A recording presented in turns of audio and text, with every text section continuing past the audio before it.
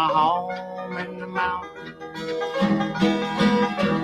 where in youth's early dawn it was happy and free.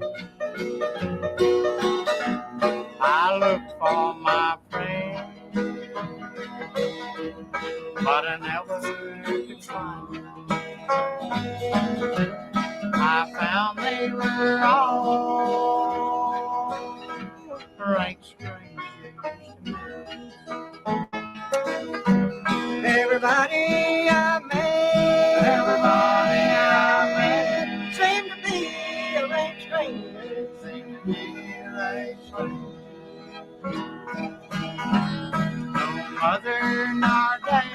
No mother nor dad, not a friend could I see. They knew not my name, and they knew not the face. I found they were all rank strangers to me.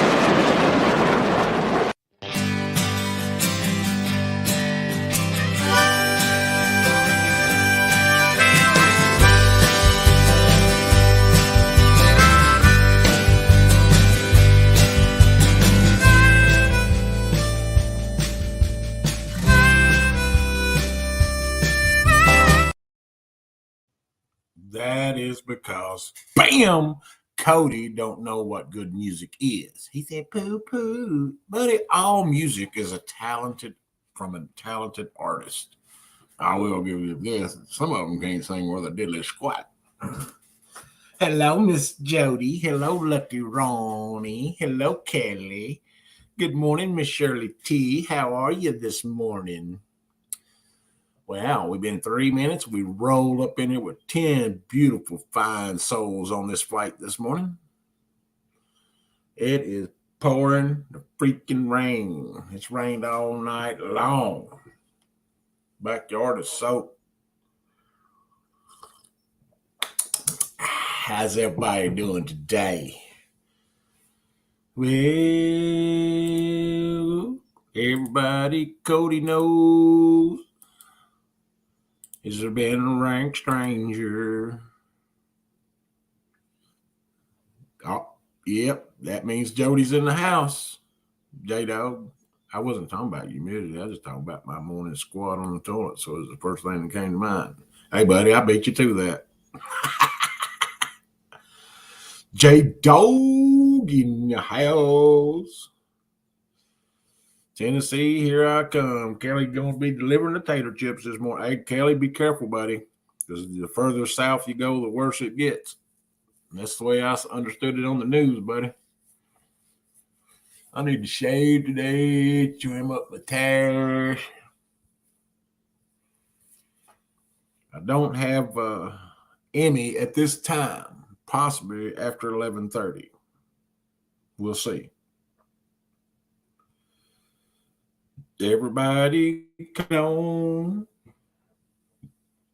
There's better catfisherman than him.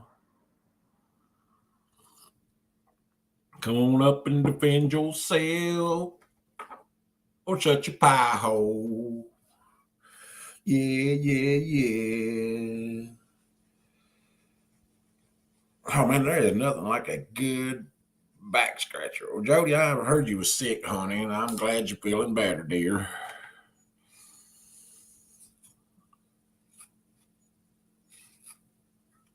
Are you still working or are you still off work?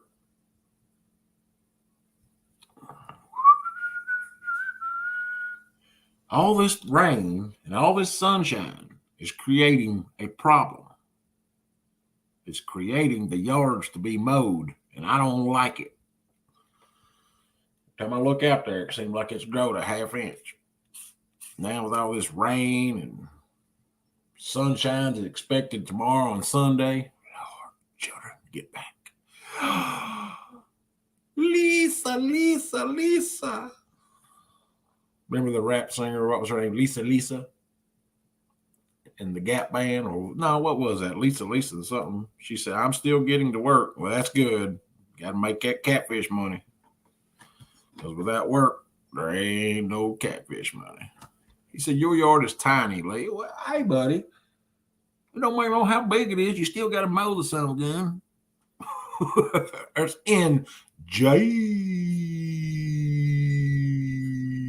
NJFM. Welcome. We're going to have 60-mile wind today, and I got to throw a dang cast net. Hey, you best not be out in that crap, buddy. Hey, that done canceled schools up here, Cody. All the whole county canceled school because of this daggone inclement incoming weather.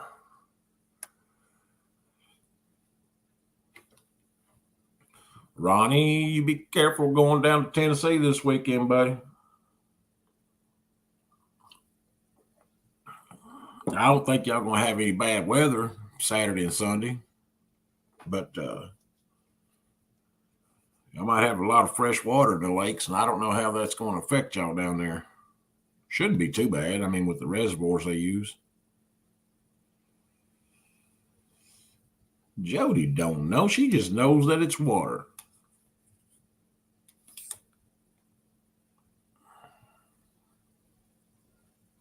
He said, I'm ready. Rhymes took off work yesterday just to work on his kayak. He came in yesterday morning, hung out for just a bit, said, I'm working on the kayak. Get her ready.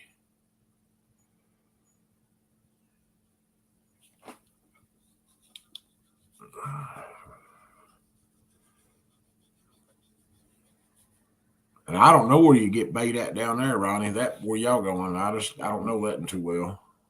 I've been there a few times, but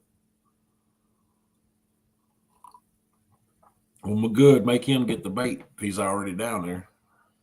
Tell Ryan, say, Ryan, go out and catch me some fresh skipjack. I mean, I want it still puckering its lips when I put it on the hook. Everybody, J-Dog's known. Willie, I want fish fresh bait for the morning, so I got to go out in it today. Buddy, you best be careful. That's all I can tell you.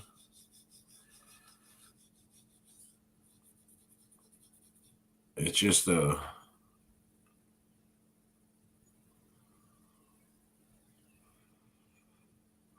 that's the way that place was when I was down there, Jody. That night we went down there, man, I was driving around and it was 4 foot, 3 foot deep. I was like, dang. Hello there, Ronnie O. Thompson Outdoor Tackle has fresh. There y'all go. There's your hookup right there. Jody's your bait dealer.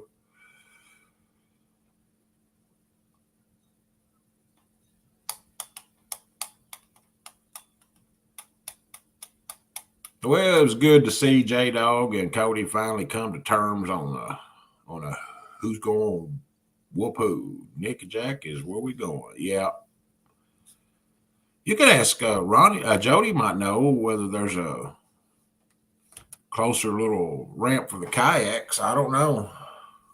Other than the one you said was like a mile downriver, so I don't know of any other ramps. I mean, I don't know. I just don't know. Big Mike hooking us up. Hey, you get your hook up.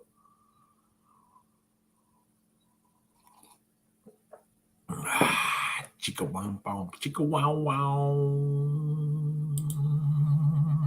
Meow meow meow meow meow meow meow meow meow.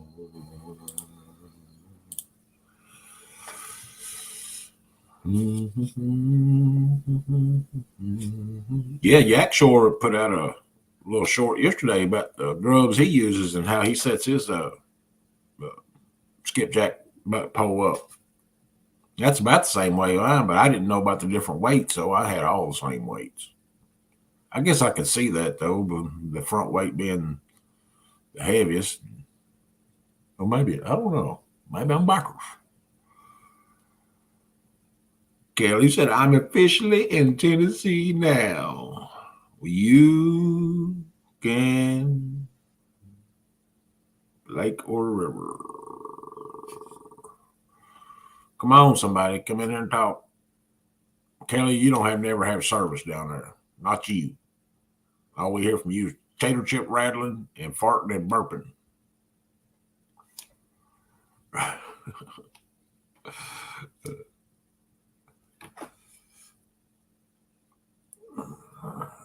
Good morning, Lance. Son, if you listen to us every morning while you get ready for work, I bet you go to work looking like a clown.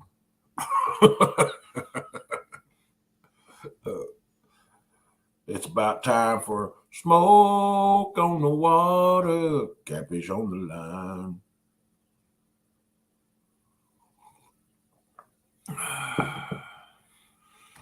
I don't think I've seen Ernie the Hog snatcher up in here lately. I talked to him up there at CatCon. Man, did y'all realize that Ernie was a thick boy like that? NJ, we still kicking the bucket, you know. You ever play in that old game called Kick the Can?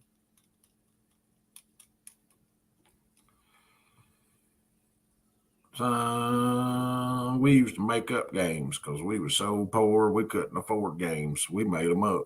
You know, hit each other with a stick. That was a game. Whoever got the biggest stick first won.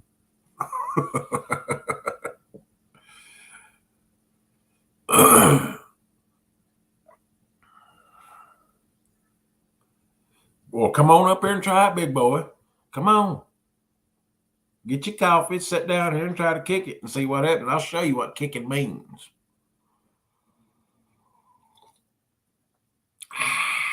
Nothing like fresh, hot, black coffee. I like coffee in the morning. I like it at noon. I like it in the evening. I like it at night. I like it all the time.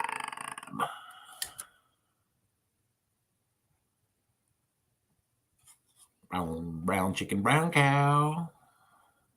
You know, we're going to get Jody a big old set of bass booster 12-inch speakers to put on her boat. That way we can hear her coming down the lake. Boom, boom, boom, boom.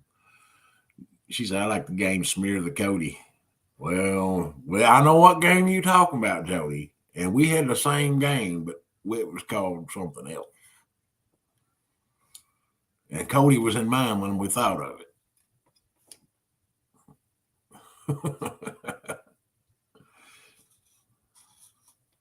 Come on, Cody, chicken shiznit.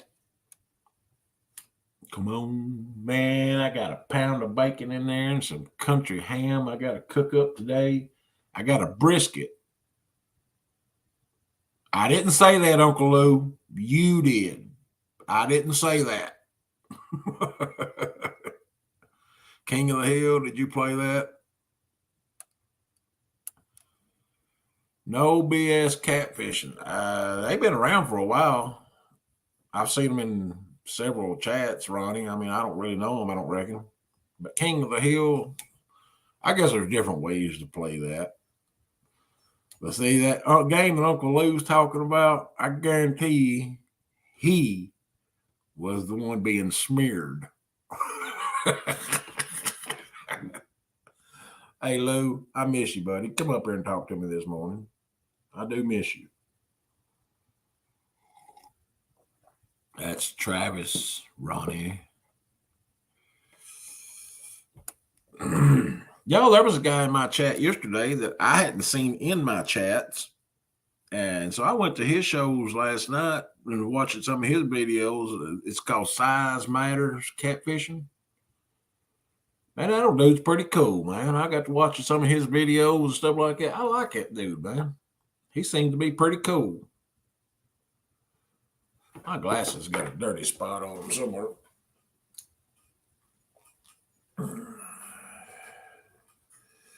Ronnie, we could ask the same about you. Who's Ronnie Oakley? Have we ever met Ronnie Oakley? No, I have not. The only Oakleys I know are sunglasses, and they too expensive to buy, unless you're Cody. Cody's made of money. He said it is okay. It's all right, Karani. You behave and you won't get the trigger finger. See, this little pink mouse will get you. Pow, pow, pow. King of the hill is where whoever is on top of the hill is king. Everyone tries to throw you downhill so they can be king. Constant fight. That sounds something like what this YouTube stuff is, Jody. Who's at the king of the hill now?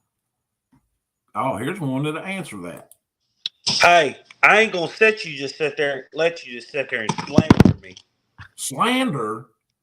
Yeah, Cody's made money and all this. That's not slander. That's propaganda. I'm just an old goofy guy. He said Cody's poor. He got a sugar mama. Well, she need to go to the grocery store and get more sugar because I think I about done bled her dry. J-Dog says he's king of the Ohio. Well, come on here and prove it, J-Doggy. Tell us about it. Tell us how you got the king of the Ohio title. Lou said he used to play Smear the Queer and Snow Piles. He was the bottom of the pile. I shouldn't have said that out loud. Good Lord, there'll be somebody in here that get upset. But I don't care. Y'all don't me.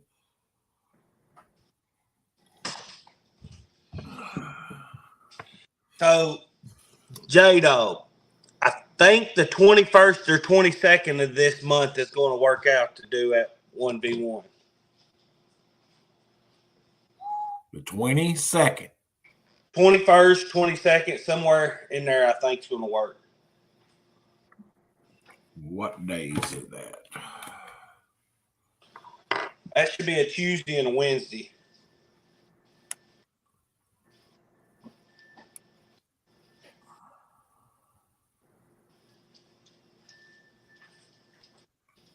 The 22nd is 21st is a Tuesday and 22nd is a Wednesday. Yes, it is. Yeah. All month long, stays the same. Lee, do I want Folgers Black Silk or do I want Sam's Club Donut Shop?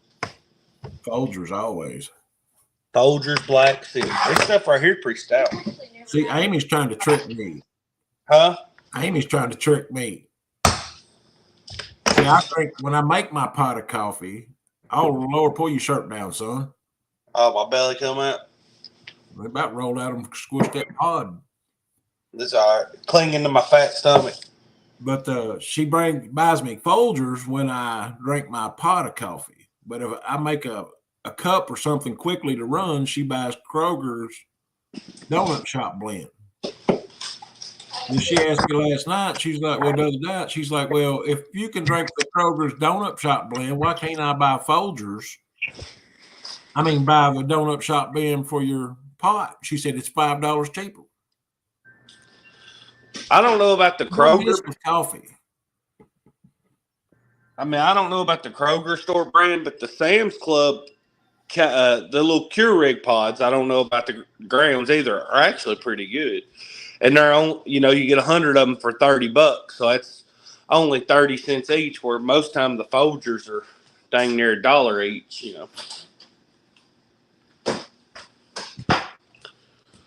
Oh. There you go. Danny Stone says, Cody, send me a link in the morning if you want me, Parker, and Richard. We will be at Kentucky Down. I will send you a link this evening so I don't forget in the morning. How about that? Ronnie, I am in Kentucky, dead center. We're in the eye of the storm right now. It has quit raining and it's calm as can be. It's the wind's only about 20 miles an hour here right now. It's not raining. We're supposed to get some more rain here in a couple hours. But the wind is a sustained winds of 30 mile an hour with wind gust of 60. Yeah. Or sustained wind of 31 with wind gust of 60. And J-Dog says, what makes him the king of the Ohio is 3 70-pound fish on the Ohio, which makes him the king. Well, come in here and talk about it, Slick. Yeah, come hang out with us. And bring your stepdaddy Lou with you. Yeah. See? Lee got the idea.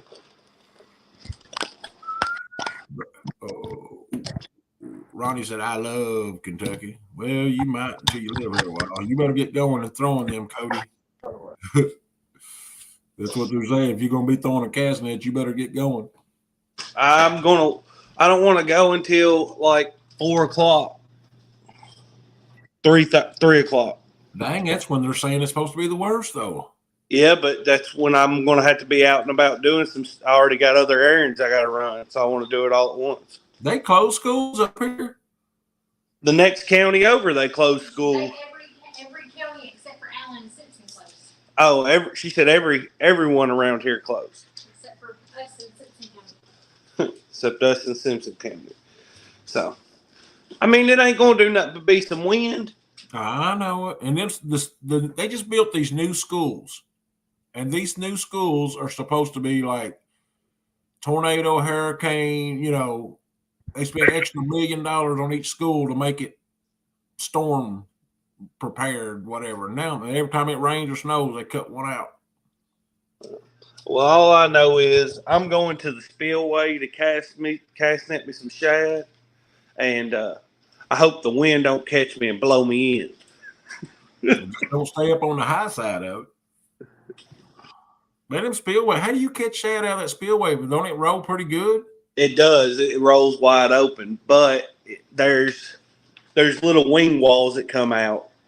So if you walk down the riffraff and get right in front of the wing wall, you can get some shad right there. Huh.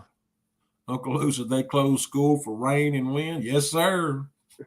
Yeah, Go figure around here, buddy. Scottsville don't normally do that crap, but I say that, and then last time they were even predicting a little snow flurry, they shut it down though. There's a few counties that's around us. I kind of understand because they're the poorer counties, and some of the roads are narrow 1-lane roads on hillsides that are way out there. Nope, J-Dog. Nope. I'm not fishing against Uncle Lou because that is like a setup for failure. Why? Because channel cats don't count.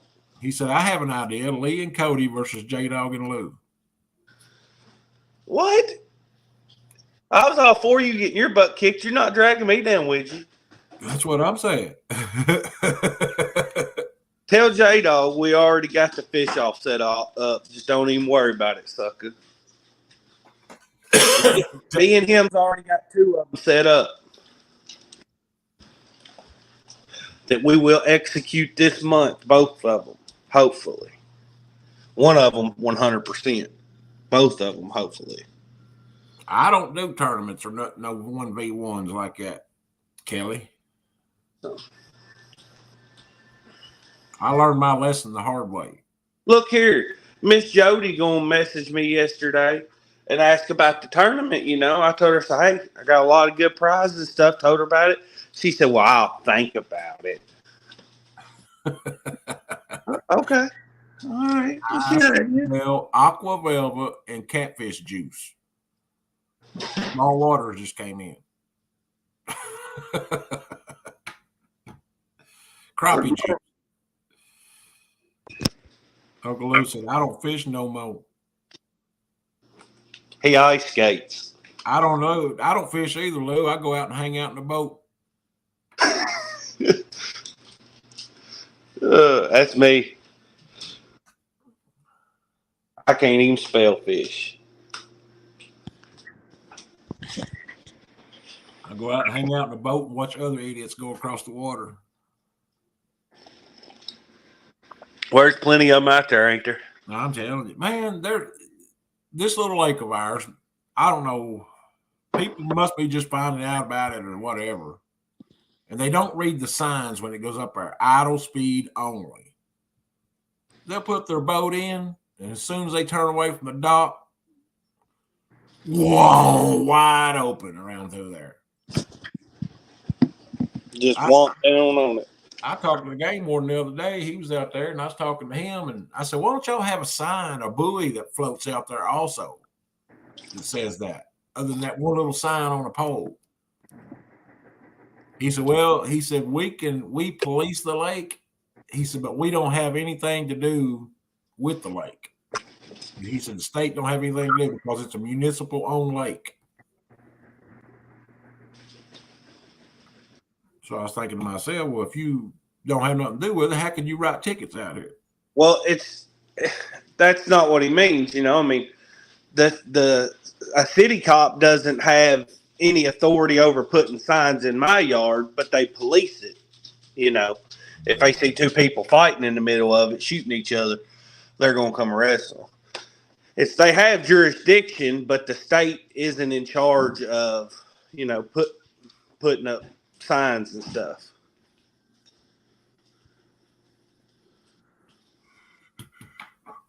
See, that's like that little Lake Linville up there. That guy, we run into a game warden up there, and he said basically the same thing. He said, now I can go around the bank. He said, and write tickets all day long for people that ain't got fishing license or fishing illegal or whatever. He said, but I can't get on a boat and go out there unless I see an infraction. I was like, wow. Tally, here's a black cat back here done dug a piece of trash up behind the house. It's a panther. It's a Barron County panther. Let me go back to Barron County. We in Allen County. Dr. Reed.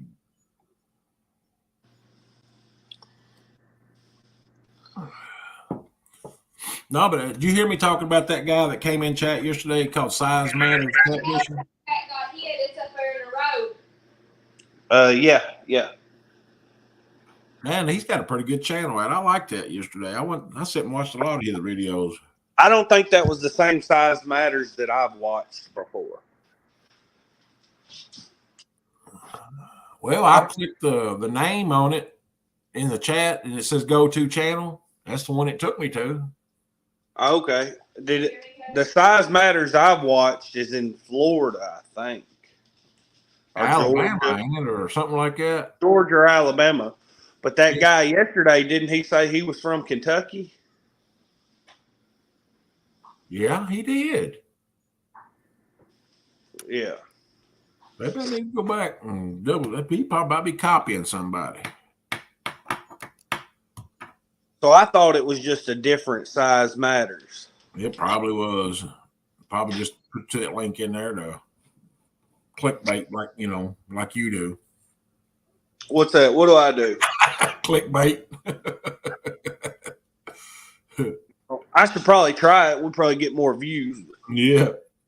There's Miss Robin C. Good morning. Oh, I sat down and didn't bring my coffee with me. Oh, I've done sat here and drunk almost all my whole cup again. I need to stop. I was going to finish this cup on off. That's about 6 cups I've had this morning. Did you hear what I said? That other cat died. Yeah, he said that was the prettiest cat in the neighborhood. And Cat said, "Oh well, when this cat would be in my way, if I was like a rat." I don't like cats. I don't care for them either. We got a neighbor that lives down this way that has like 10. We got a neighbor that lives up this way that has like 5. They knew that in my freaking house and yard, fighting and scratching and getting up in my boat. And yeah, I got them 2 trained though. A little old one of them old Daisy pump gun BB guns. I got them trained where they don't show up no more. There's quite a few of them around here. They get the dogs' nerves all tore up. Yeah. I can tell when they start coming through the yard, every dog in the neighborhood going around.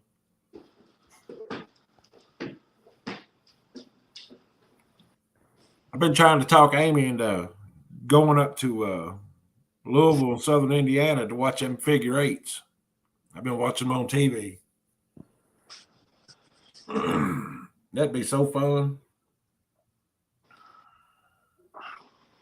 Ooh, I don't know. Figure 8 ain't that much fun. Well, to watch them. I ain't got the cojones to go out there and drive it. Why not, Leroy? No. They got one at a little county fair here. We just have to get you a old scrap car together to go out there in it. I'd like to see you drive one. If it's just straight oval, I can make No. You read your figure 8 and the news station came over and they were calling to the but they would pay somebody for the footage of you wrecking. Yeah. I got to make the news after my wreck. They put that on WBKOs. I think while I'm here right now, I'm gonna go ahead and buy my license before I forget it. I bought mine yesterday after I got off. Right after I got off phone with you, $55, 3 years. All right. Well, see, I can't buy that. You buy Sportsman? Well, where I've got the disabled ones, Oh, okay. They don't offer it for. Right. And you are so it's more cost effective for you to buy the annual. Well, they only offer it once a year thing, and I know the regular residence license is $23 each, so that's $69 over 3 years. So I saved $14 by buying it in the 3 year interval.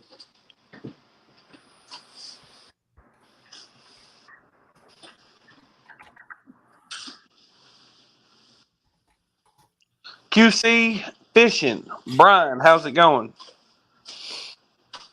Morning, Richard.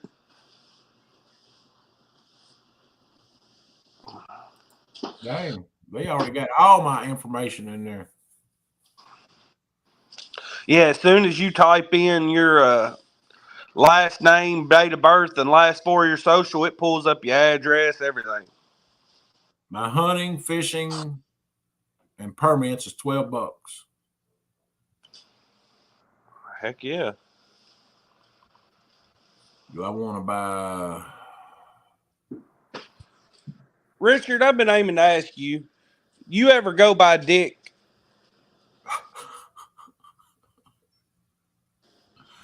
What are you laughing for, Lee? Because I got a cousin that's named Richard. That's what he goes by.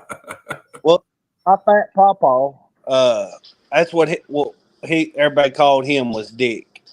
Dick Wilson. And we were watching. Me and Kanan was watching Kanan and Compton was watching a show on a movie on Netflix called Founder about the founders of McDonald's. It's a pretty good movie, and one of them's name was Dick, and the boys looked over at me and said, "Why do they keep calling him a bad name?" You know it don't it ain't it ain't the same. They said, "Well, it sounds the same." It had Compton all befuddled. He didn't understand why they call that man Dick. I believe that's what I'm gonna start calling Fishing and Freedom. Dick Cluck. How's it going, Dick Cluck? Shit. I asked for that over the speaker. Dick Cluck, come to the front. Dick Cluck, come to the front. Stephanie's here. She has lost you.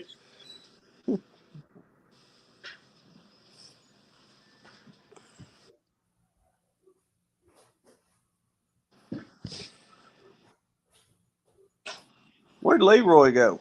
I'm right here. I just had to go get my wallet. Hey, did you see that one that was in chat like yesterday called Dixie? No. Dixie Normus. Oh. That's not wasn't that it. That wasn't what was in there. I think it was Norma.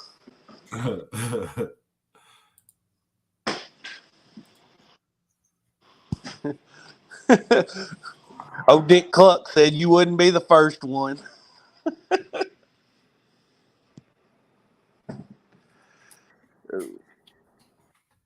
I wonder how they come up with these names, like what's short for what. Who knows? Because what's Bobby? Is Bobby short for Robert? I don't know. I know several people that's Bobby and several people that's Robert. And I think Bobby is short for Robert, or Bob is short for Robert. Either one. Why isn't it just Rob is short for Robert? okay. That doesn't make sense to me. I'm listening to see if Amy's printer is hooked to the computer if I can hear it printing out. Yeah, Small Water said yes. Robert equals Bob.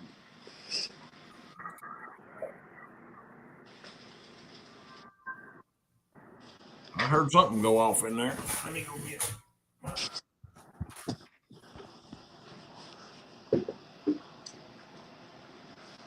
I didn't even print mine out. I just took a screenshot of it. What are some other names that are short for names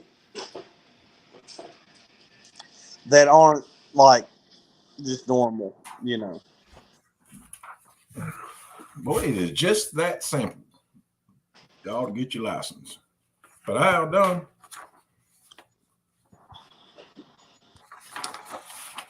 Google it, Leroy. Pull it up for us. How did Dick come from Richard? I ain't put that in my phone. And They'll probably and like say through the zipper. and that's another one, Dick Cluck. Bill for William instead of just Will. It doesn't make sense to me. Robert Richard a bunch. Downtown Ernie Brown. Howdy, Ernesto.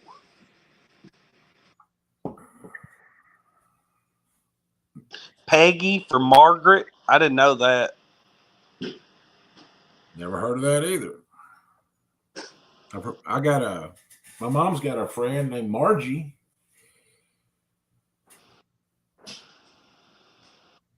I'm on top of the game today, Danny Stone. Trigger finger and all.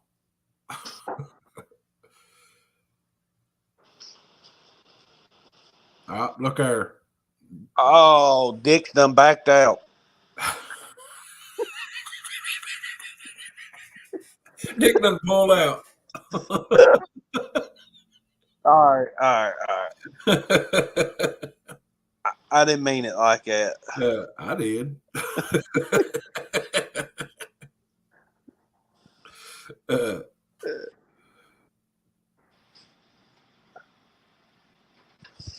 And Small Water Trotter said John is short for can't fish worth a lick. I don't know. I've watched a few of his videos here recently, and the man is sure may not be able to fish, but he can take the people where the fish are. Well, what about John Parker?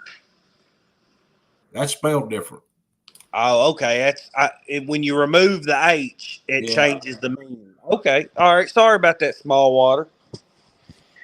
Danny, we'll take a bunch of skips here. All you got to do is pack them in dry ice and send them here. Yeah, I wish I was going tomorrow. Probably ought to just drag the boat down there tomorrow. Don't they fish from the bank? They do. Who catches more, them or you? Well, I've only ever been down there once, and I only caught a few. I think the most anybody caught that day was like Parker, and Parker caught like 11. Danny caught like 9. They weren't that good. The bite wasn't that good that day, but they've been down there and caught hundreds. You know, they know the spot for sure. But I prefer the boat far and not be fighting. Huh? I'd hate to drag the boat that far and not be biting. I know. Yeah, of course. That's the risk you take.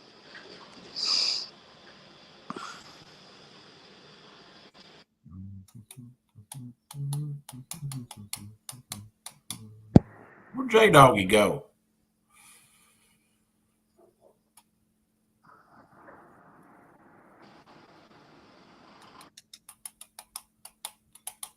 Yeah, every time I hear somebody call Dick, it reminds me of my grandpa.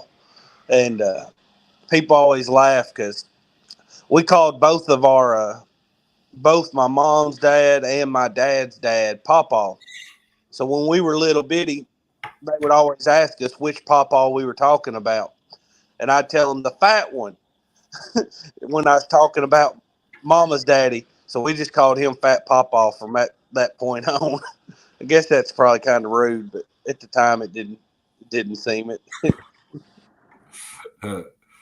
Hey, John, I like to see. I like to see y'all. Your videos are very entertaining. And there's Booby Cat. I can't believe we got somebody as famous as he is up in here. He's even more famous than J Dog is right now. So, what is Bob short for? Is his name Robert? Bob is short for bumping on biggins. Yeah, Danny, I wasn't saying y'all don't catch them there. If you listen, I said y'all actually slay them there a lot. But the day I was there, they weren't biting good at all. I think the most anybody caught was 11 the day I was there. And I only size, or they just average? they were smaller compared to the ones I caught on Old Hickory. I mean, I would say average. They're not small like the ones J Dog normally gets up his way, but I guess average. But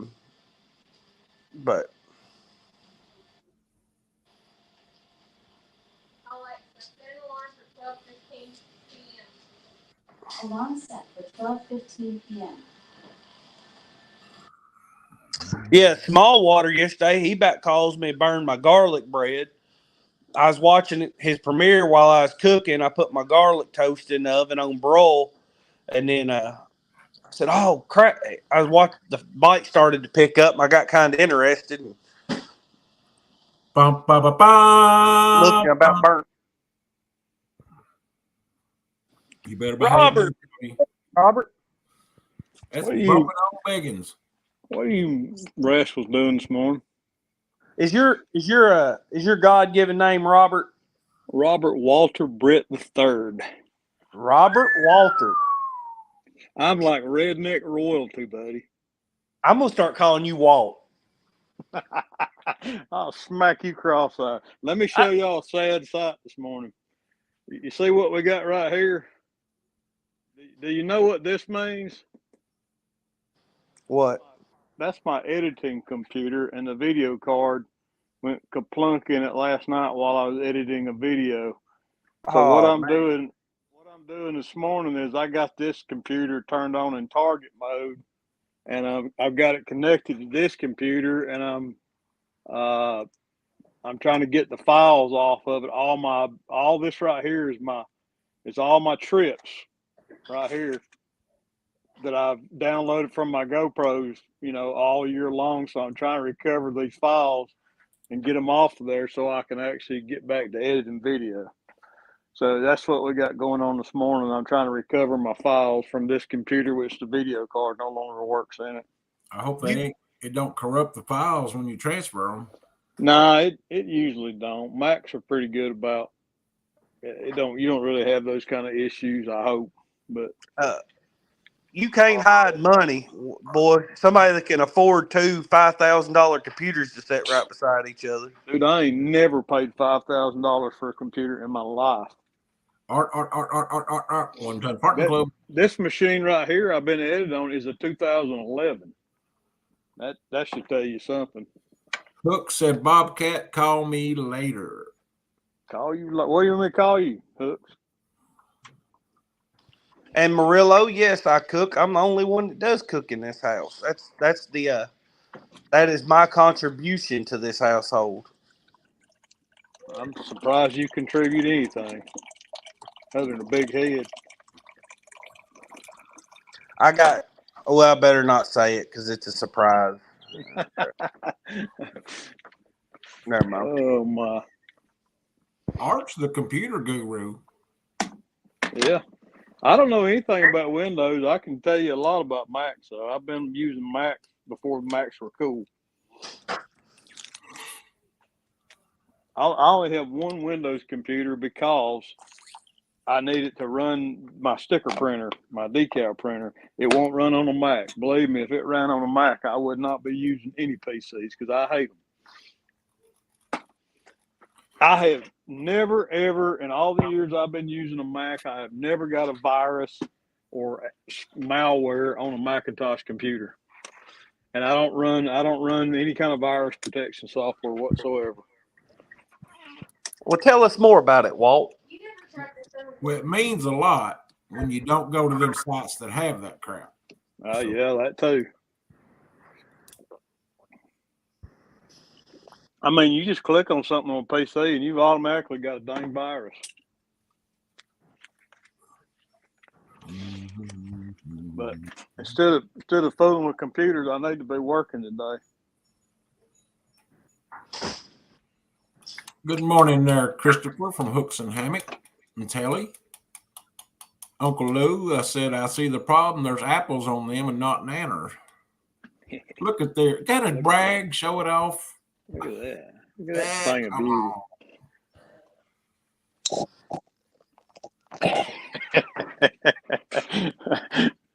Got me a trophy. You need a glass case to put that thing on it. I think Uncle Lou bought that, sponsored that trophy. I'm not sure. I might be wrong. Good morning, Ashley Brady. How are you? I'm going to get Ashley to sing the national anthem, and I'm going to start playing that every morning when I go live or something. There you go. Michael Murillo, I seen a video of him going to the lake yesterday, and it was not frozen. Did you catch anything, though? He said he went to. I think I seen a post said he was go. He went. Him and Lauren went to a pond yesterday. They only fished for about 40 minutes, but it sounded like they got out, had a good time. Hey, if you can get out at any at all, it's a good time. Especially when you take it along. Yeah, thank you, Uncle Lou. Well, he's been short and sweet here lately. His answers on everything is just short and sweet. He's like me then, short and sweet. She spent in that.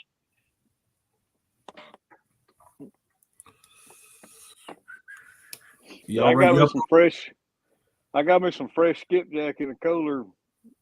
Ryan Borch is down here fishing, and he stopped and got some I don't know, probably about 100 fresh skipjack or so.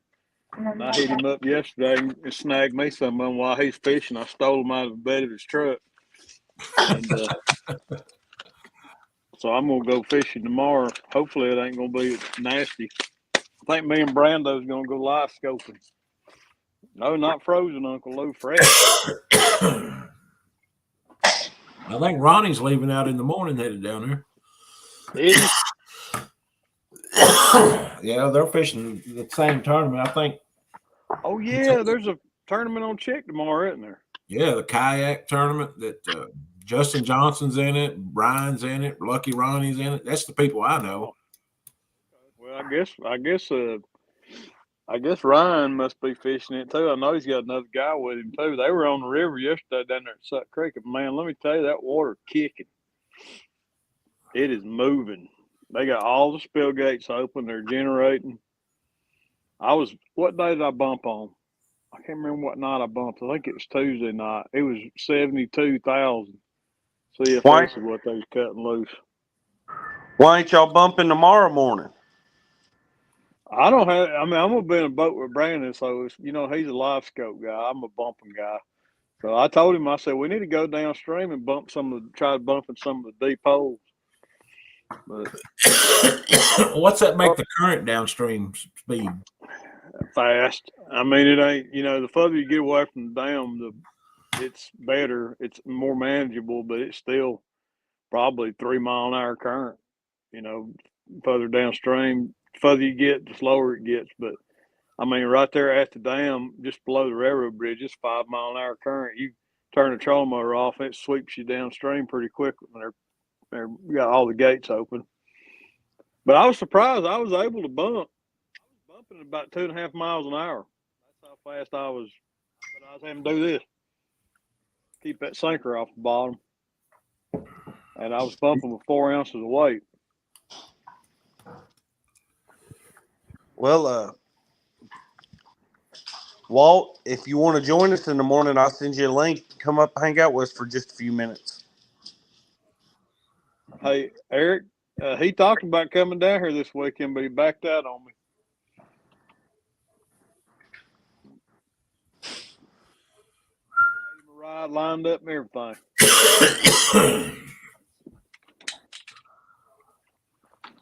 I said, "When are we going to?" Yeah, I know what you're talking about there, but he won't. He won't leave his waters. Nah. I can't really take more than 3 people in my boat's a crowd, but I'll fish with anybody. If, I can get somebody with a bigger boat. I have fished 3 people in my boat. It's tough though. Bob, could 3 people bump out of a boat the size of Daryl's? Yeah, easily. I know the video I got coming out next. Me and Zach and Muskrat and Roger all were bumping out of his what is that? Roger's boat. No, Zach's boat. What is it? CR 240 or 200 or 20 or something? I don't know. But yeah, you can bump 3 people out of Daryl's boat. You can bump 3 people out of y'all's boat. You got the same boat as Daryl, right? Well, that's why I asked. Our boat, Yeah. well, ours is a little different than his, but it's the same. It's just it's got jump seats. It's got a bigger back deck in it. Yeah, you just have to maybe one person sit in the middle and 2 on either side to bump. So it's yeah, I mean, it's got 3 seats that point out the back. Yeah, you can bump out of that. 3 people could bump out of that boat. You just have to, when somebody hooks up, all the other people just need to reel in. Because that fish starts running sideways, you're going to get tangled up.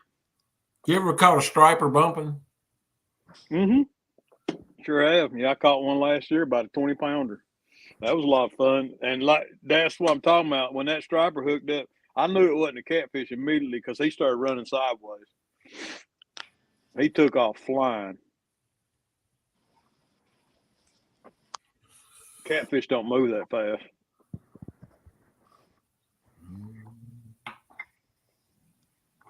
Do y'all have white bass down there? Oh yeah, white bass hybrids. Do they run like they say they do up down? Because when you're up here, me and Cody was talking about the other day, yesterday or something, talking about the white bass run his own. I guess so. I don't fish for them. I don't target them, so I really don't know. I imagine they do the same thing everywhere. I know Patrick was telling me that down there where he's at, and I guess is it Georgia? I think they do that. They run upstream, come upstream, but he's in shallow, rocky water up there. Hey, Cody, you ever use white perch for bait? Not in Kentucky. Because there's no size limit on them. I've just never used it here. I used it in South Carolina. Did you do any good with it down there? I did. Because this little lake up there by the house, there's a guy just said yesterday that he went down there and he said he caught 20 of them in 2 hours. Oh, wow. Can you use them for bait? I don't know, Cody, if we can or not. Cody would know that answer. All you got to do is Google. We don't have white perch here. Yeah, I don't know that I've ever caught any white perch out of Barron. Caught a lot of white bass.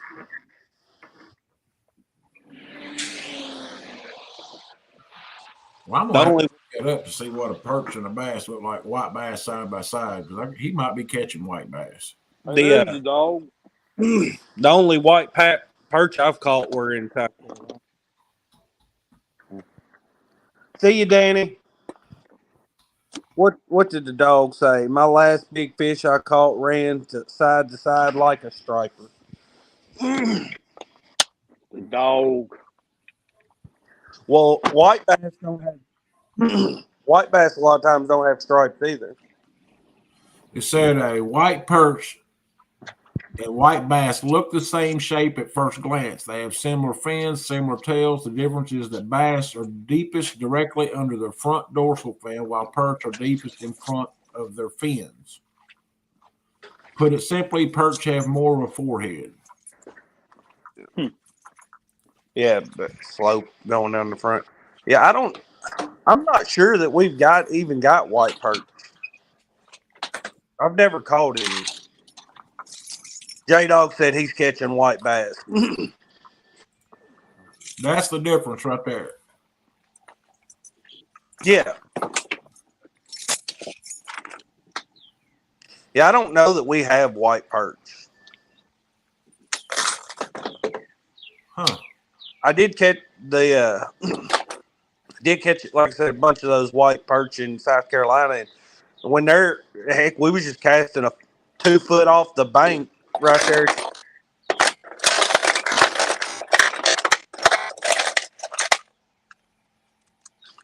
Yeah, Art, some of them do, but some of them are just so pale you can't even see them. You know, I guess if you look real close, but The perch won't have any lingual lines on the side, it says. Is it easier way? No, they pretty much got shiny sides.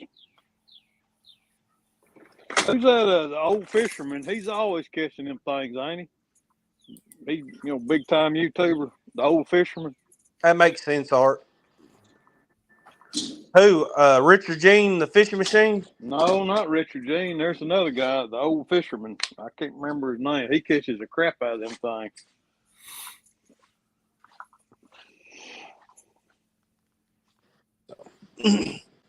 Jay, corn dog. Kentucky River's got white perch in it. What's that? I said the Kentucky River's full of white perch. He said white perch is a drum. No, they don't have that big knotted on their forehead. Like Yeah, definitely not a drum. Well, Google it. He said it like it was fact. He must know something. He won't come up here and talk about it, though, will he? Well, go ahead and pull up the Google machine. I trust J Dog. I think he's right. Nope, he's wrong. It's not a drum, that's for sure. Well, y'all gonna apologize to my buddy whenever he looks it up and finds out y'all are wrong.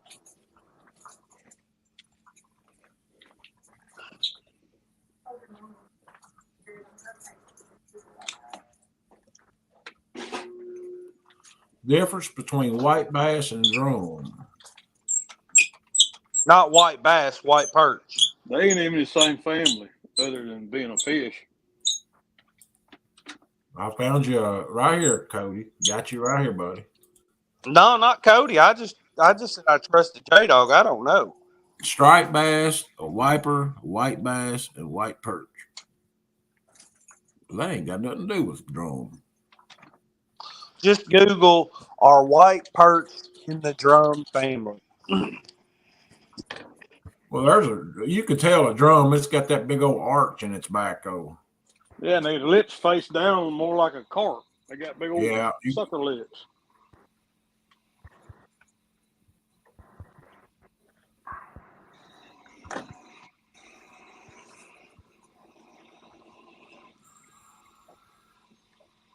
And silver bass.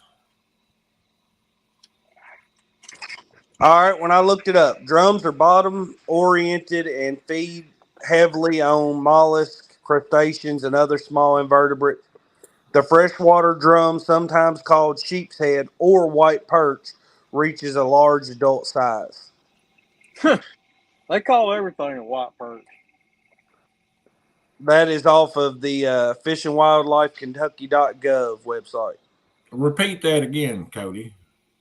I was reading something. Drum family. Drums are bottom oriented and feed heavily on mollusks, crustaceans, and other small invertebrates. The freshwater drum, sometimes called sheep's head or white perch, reaches a large adult size and has some value in sport and commercial fisheries of large rivers and reservoirs. J-Dog them catch them drum up there in Ohio River on cut bait all the time, Mark.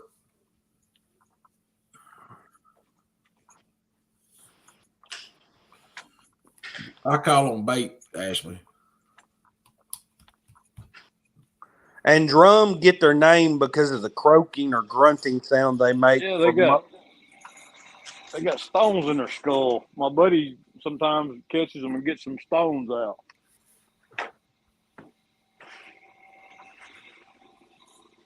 Got two little, like, hard things inside their head that they rattle together to make that grunting sound.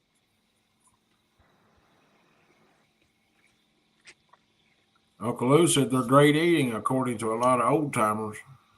Yeah, a lot of people do eat them. I mean, they're in the same family as redfish. If you like to eat redfish,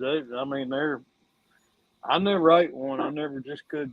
I've been told all my life they're trash fish, so I've never had the desire to eat one. But a lot of people say as long as you cut the red meat at them like any other fish, the flesh tastes pretty good.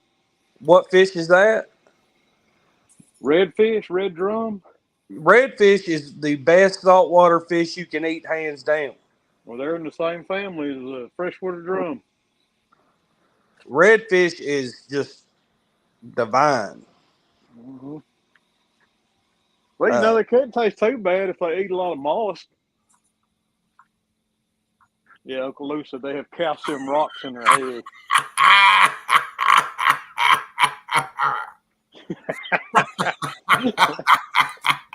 That's pretty funny. I don't care who you are. That's funny. Yeah. Come on in there, Hooks. Come in there. Look, Cody ain't got nothing to say. Boy, he's at a loss for words. Somebody else record this. Poor guy. He's always getting picked on. See what he's got to say now. He deserves it, though. What'd you do? Time him out? Yep. I'll have to take your Take his wrench and give it to me. I'm gonna take his super. You should have one, Bobcat. Hey, I didn't use my super wrench because Hooks don't have a wrench. You took my wrench when you restarted your channel. Don't you be taking my super wrench, Lee. I'm trying to figure out how I can do it. Don't J-Dog comment. Watch out, J-Dog. He'll get you too. No, I just got Hooks. I gotta go all the way back up here somewhere where he said something in chat. And Who's that? Hey, Lee, don't do it. I'll disown you. Well, I'm not going to take your whole thing. I'm just taking away your superpowers. No, don't. I didn't use my. Chris didn't have a wrench at all. Why did power? He just didn't. Are you sure? I promise.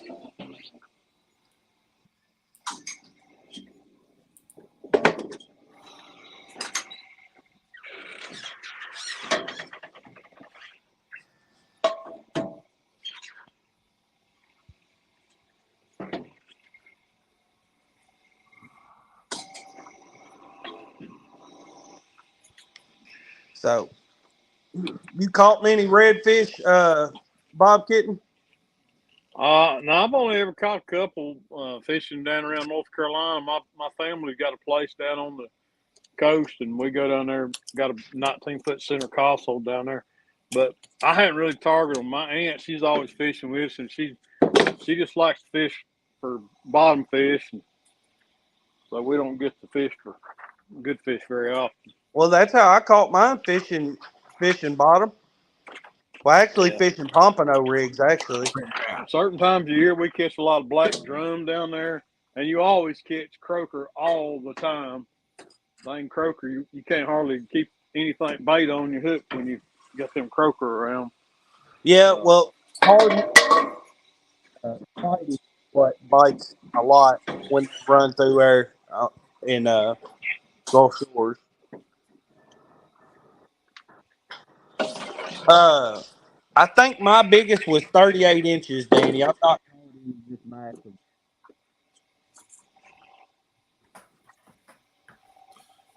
But I've caught some decent ones. Well, I've watched a bunch of y'all go down and do surf fishing on your surf fishing videos. You, Danny, and a bunch of others. And I don't never see y'all catch nothing big. You don't catch a whole lot surf fishing. I never do anyway. He caught hundreds of fish in just a few hours. Well, I'm not saying you didn't catch hundreds of fish. I'm just talking about a big fish. Well, we're not talking. I want something that's when it's going to pull the boat out to sea. He's shark fishing, then is what you need to be doing. Some of them guys out there would carry their baits out on a kayak, drop them big shark fish rigs, and carry them way out past the breakers. Patrick used to be real beast. He's Twisted Tackle now. He goes down there a lot and does that.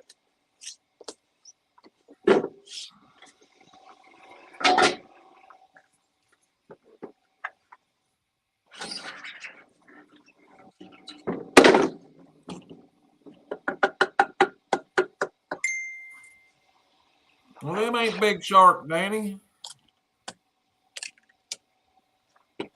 That's 40 years ago, Cody. 40 years ago. Yeah.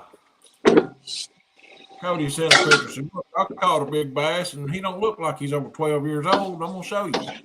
I said that. How long ago was it since I caught that smallmouth off that bridge? 6 years ago.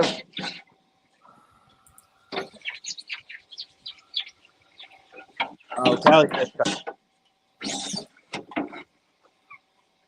Look there. He's even skinny in that picture. What That the heck right is there. that? That's a red drum. That ain't an old picture. I definitely ain't skinny. Same size there as I. Now look there. He looked like he's 12 years old. Yeah. Yeah, that red drum picture was just last year. I'm afraid to click the next one. I don't know what it is. Be careful. Sam. I know it. Sambo.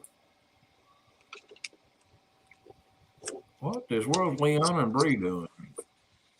Oh, that's when they went to that daddy. I took them both to a daddy-daughter dance. Both of them. Oh. And then they get up there and they won't even dance. I got to dance with each one of them. Yeah, I've been to a few of them myself. I don't shark fish, Danny. I'm afraid to go to the ocean. I'm afraid of a hurricane. I caught a 4-foot lemon shark out on the reef, artificial reef one time. That was fun on light tackle. He ran me around the boat. Cody, you can quit sending me pictures of yourself. I'm not going to show no more because you lied. You timed out. Land sharks count? No. Now, I have caught a few of them. All right, Danny, what's your biggest deer? Huh? And what it score? Beat mine, huh?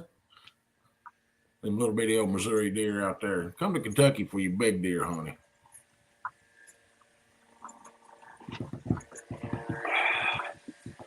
Don't go to Western Kentucky. They got Bay and Bambies out there. All right, now I can show this picture, Cody. I want to Hey, show good you. morning, Curtis.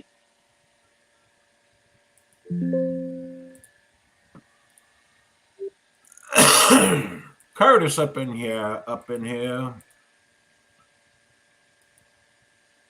Look at our boys. What kind of fish is that, Cody? Pompano. That Pompano. That's what it is. 19-inch pompano. That's a Y'all good eat pompano. Yeah, they good eating. I'm not. Pompano good I eating. didn't mean to send that picture. That's another redfish. He wasn't as big as the other I sent you.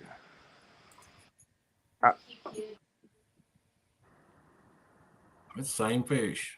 Look. That's not the same fish. That other was smaller. Oh Lord. J-Dog's going to have to get Facebook Messenger so he could send stuff like that. Because I have to transfer anything he sends me over to my Messenger so I can show it on here because I can't get my phone to cooperate. Oh, Lord, have mercy. Oh, I got it. Let's do that one. Oh Lord, where'd y'all get all them at, Cody?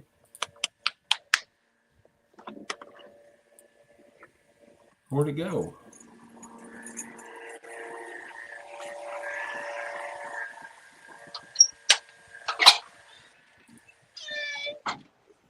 Dang, son, that's some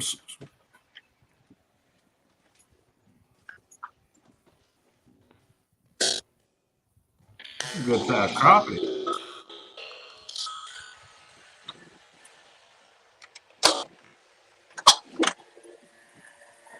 Is that Lake Eufaula that y'all go to? Lake Eufaula.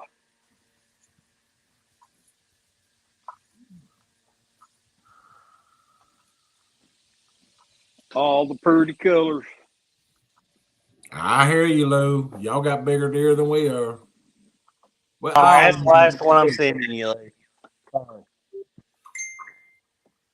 161 and 5/8 is mine.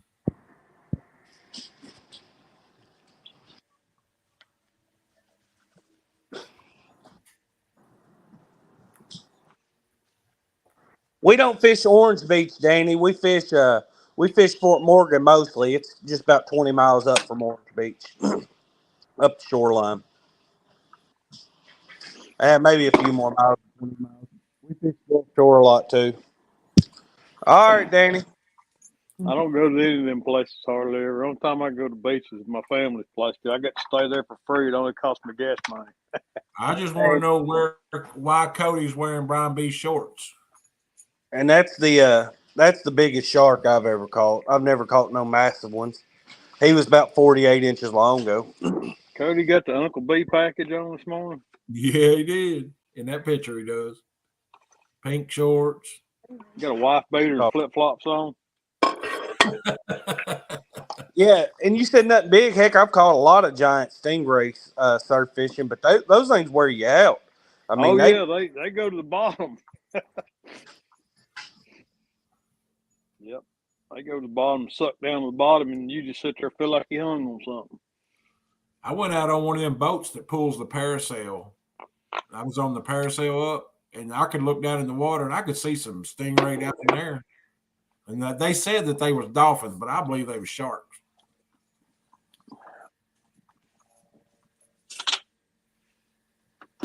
You know, but those regular stingray, they'll run a little bit, hug the bottom, then you feel like you hung up. But Daddy caught a big old cow nose down there, and it runs like a redfish. It just run nonstop. I mean, it took. We were. I was videoing, and I looked at. Went back, looked how long it took him to get in. It took him 27 minutes to get that cow nose in. Wow. Hey, small water charters, John. Have you ever heard of a place down in Florida called the Eagle's Nest?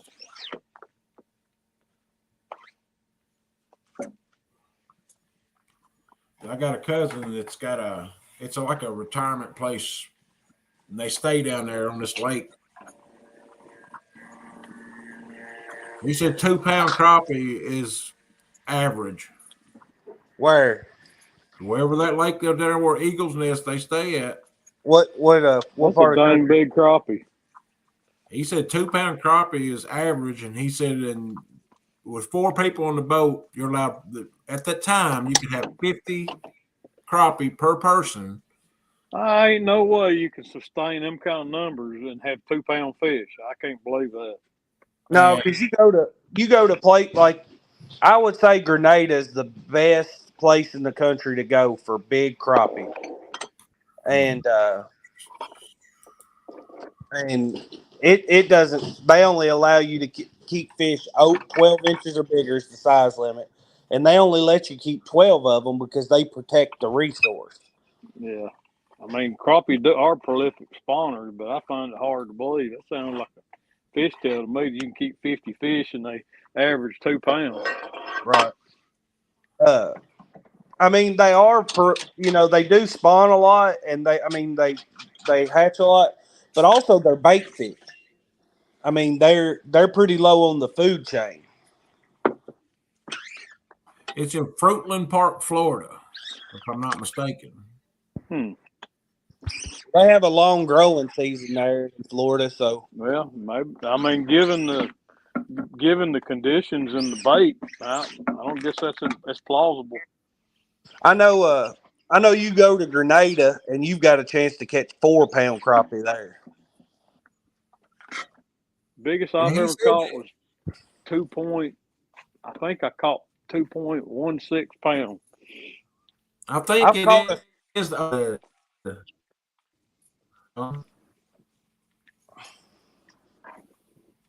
I've probably But he said caught they catch four. 50 fish. Go ahead. Oh no, I'm sorry, I interrupted you. Go ahead. Well, said they catch 50 fish with 4 people in the boat in 5 hours. Go home, spend 3 or 4 hours cleaning them, take about 2 hour break, and then go right back out and do it again. Yeah, but if there's a 50 on a boat limit, and they go back out the same day, they're breaking the law. It's not 50 in the boat at a time. 50 boat. If there's a 50 to a boat limit, you're only allowed to do that one day. You can't go back and clean them and go back I think out. it's 50 per person. Most places that have a per person also have a per boat. It doesn't. You can't just like say it's 50 per person. You can't go out and put with 5 people in the boat and catch 250 a lot of times. Some places it is that way, but a lot of places it's not. Well, I'm pretty sure because there's his brother-in-law's down there right now, and man, he showed me pictures of the coolers completely full of fillets. I mean, I'm talking 2 4 foot long coolers completely full. See, it's 50 per person if you got 30 folks on board, no matter how many people you got on there. Right. Okay. So they don't have a boat creel limit. They just have a per angler creel limit. Okay. I don't know. I've never fished Florida, so I don't know. I just know what's standard in most of these areas that I fish. Well, I'm just going to because he's inviting me to go down with him, And I was like, man, I don't know. Well, I hate to go down there and I'd like to fish, but that's sitting for 4 hours cleaning fish nonstop. And then they cut the fillets off and then throw the others over into the water, and the alligators, they come sit and watch the alligators at night. I mean, I would love to go catch a limit of 2 pounders. I've only ever caught probably 5 2 pound crappie in my life. That's a huge crappie to me. Uh, so. Well, I was watching Small Water Charters video there the other day, one of his older ones where they got all the big cane poles like sticking around the boat. That's how he said they do down there. And they just one right after the other, just walking around the boat, yanking them up, son. Yeah. The lights all over the boat. They fish all day and then all night, running back to the little dock where their little trailer sits on the bank up there at that Eagle's Nest campground, or boat trailer or trailer park or whatever it is. Take them up there and then just fillet them. They hit the water again. Not this past year, but the year before that, me and Daddy was down on Lake Eufaula in Alabama, and we were fishing during the spawn. We're fishing, a foot of water up on the bank, and there was a gator right there laying on the right in the edge of the water, and I cast over in front of his nose, not 6 inches, and pulled a crappie off bed. It was wild. I would have thought that alligator laying there literally within just all he had to do is open his mouth and inhale if he wanted to eat this crappie. It would have scared that crappie off, but it was sitting there right on bed, right in front of that gator. Morning, Ernie and Chrissy.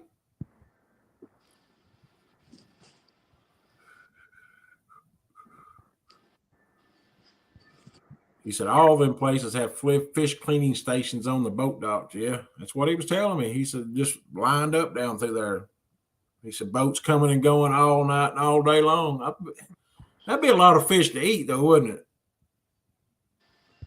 it? Small water. We actually last year we had a few gators bite we were fishing. We were jigging under a bobber for crappie down there, and we had a few gators, 2 different ones actually, bite the bobber and let us reel them about halfway back to the boat with them bit onto the bobber.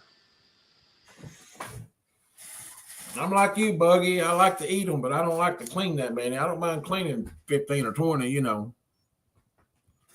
But he told me, he said after a while, he said it's just easy taking that electric fillet knife and just bam, zoop, bam, zoop, sling it, bam, zoop. Yeah, I can fillet them, but I can't fillet them like Daddy can. He take that electric fillet knife, start at the head, go straight down through there, take it, tip of it, flip the fillet over, go straight down through there. The skin's still connected to the tail. Yeah. He'll toss the fillets over to me because the ribs are still there, and I just take the regular fillet knife and cut the ribs out of them. He don't. It normally get 3 of us cleaning them, 2 of them filleting them, and 1 person cutting the ribs out if we got that many people. He said we know a northern guy that takes 1,500 pounds of crappie fillets back north every year. He said there's 8 of them, and they come down here for 4 months and fish every day. I got a video on my channel about cleaning crappie. Nobody cares, Walt. Nobody check cares. it out. Go check it out, Hoghead. I watched. Eat them, Buggy. Eat them. Also got some dock shooting videos. Yeah, I got some of them too.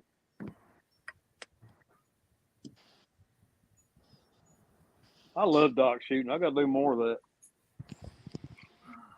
I ain't got into this catfish stuff, and I just abandoned my crappie habit. Well, I actually think catfishing's going to eliminate our crappie fishing trip this year. We always take a week-long crappie fishing trip in the spring, but I think we're going to end up on Wilson and Wheeler instead this year. There's crappie on Wilson and Wheeler. You can do but both. If I go there, I'm hunting cats nonstop. A lot of times this time of year, I'll do combo trips. I'll fish for crappie in the morning and then switch over to catfishing in the afternoon. Yeah, my brain just don't work like that. I get on something on a trip, I want to stick with that species. It's just hard for me. I'll tell you something. The catfish really love crappie. Yeah, boy. This time of year, they'll eat the snot out of them. Well, we can't use them in Kentucky. Well, that's a gray area here. You're not supposed to, Cody. Yeah, but Lee, I've seen you cast net fish that are way undersized, illegal to cast net, illegal to keep, and you use them as bait. Wrong. Bull crap. I sit up here and tattle on you in a heartbeat. What are you talking about, Cody? Come on, man. I mean, plausible deniability. Yeah, what he said. Big word. Throwing Lee under the bus like that on live TV. They're going to have to go back and delete this. I don't know about you. What are you talking about? He did it on the live stream. It ain't no secret. Kevin, no, nobody's busted. I don't know what you're talking about. I plead the fifth. You act like I'm talking out. Everybody that was watching him seen. Yeah. That's just like the deer heads hanging on your wall. If you don't keep a record of you killing that deer, and that's like that, they can come and walk in your house and say, "When did you kill that deer? We think you killed it this year, so we're going to take it." And they can take your deer heads right off the wall if you don't keep a record of it. You don't pin your tags to the back of them? Yeah, mine are. That's the easiest way. I mean, I know it's maybe not everybody does. But that's the easiest way, just to pin your tag for that deer on the back of it. Most of mine's on like a little wooden plaque anyway, so I just take a permanent marker and I write down the confirmation number and the date and county, just like a tag says. And that's the way to do it, Lee. Because I had a cousin that was a game warden, and he said you don't know how many times that they busted people for poaching, and then they go to their house, and then there's all kinds of stuff on, their walls, fish, hawks, squirrels, stuff they ain't supposed to have. And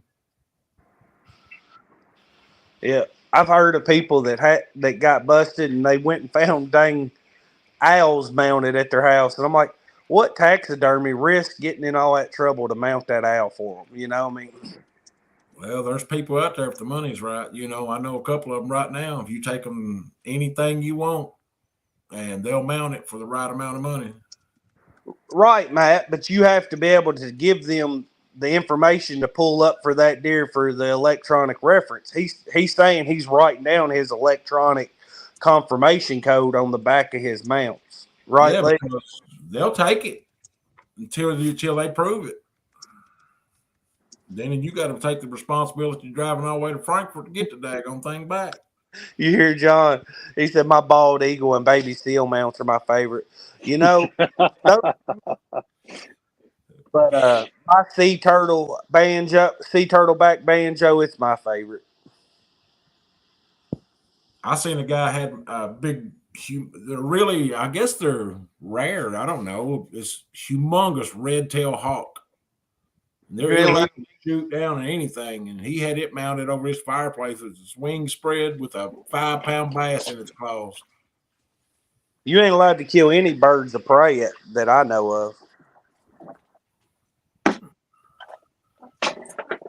I bet he still got that thing there. And he's had it for 20-something years. There's Big Mike. There's your skipjack dealer. What's up, Big Mike? Big Mike.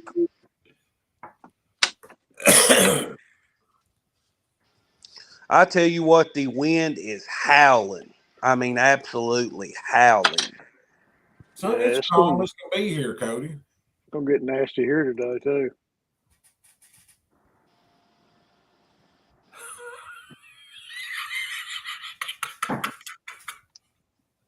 John said I tried to mount a porcupine. I'm still picking quills out of my privates. That's what happened.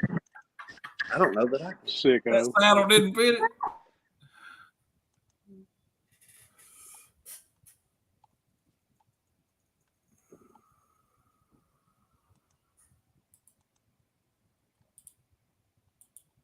Hooks, are you still working? Or are you home? I seen where Mark from Catfishing Crappie said they're supposed to get, what, 6 to 8 inches of snow? Oh wow, that's jacked up. Hey, one day it's winter here, the next is spring. I think that's the truth. I got on shorts tomorrow. Today I'll probably have insulated overalls on tomorrow. It's supposed to be beautiful here tomorrow on Sunday. Today and tonight it's supposed to be bad, but it's going to rain enough where all this fresh water is going to screw up the water. I'm calling it. Me and Brando's going to put a 50 in the boat tomorrow. There y'all heard it first. I'm going to step on the y'all talk. What we talking about? Talk about wanting to mount a big drum. I'm fixing to make a lot of noise, so I'm going to mute myself. Cody has to talk to himself. I don't know what to do with my hands. Y'all don't want to hear this pressure washer. Pressure washer. Oh, Bobcat cleaning up screens. I'm guessing that's what he's doing. I don't rightly know. I don't know where Lee said he was going. Hopefully he'll be back soon. I'm smoking. Oh, okay, I got you. I'm standing at the front door smoking. I hear you. You going fishing in the morning, Leroy? I don't know. This is Amy's birthday weekend. I don't know what she's got planned.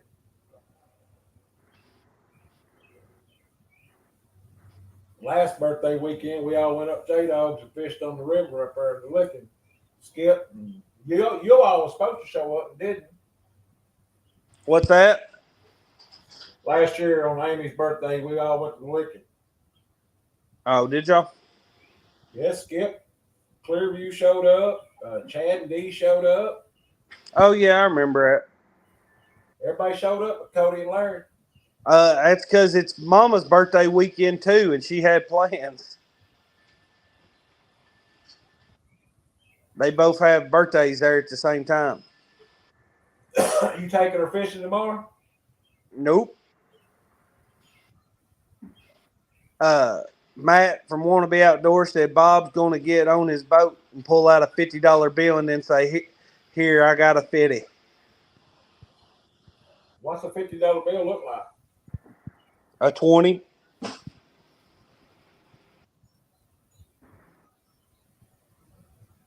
I don't even know what those look like. I hear you.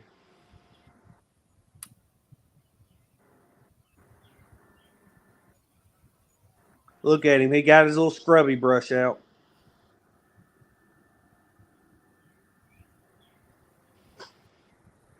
I know one thing, the wind ain't blowing down here on the ground, but them clouds up there are freaking moving.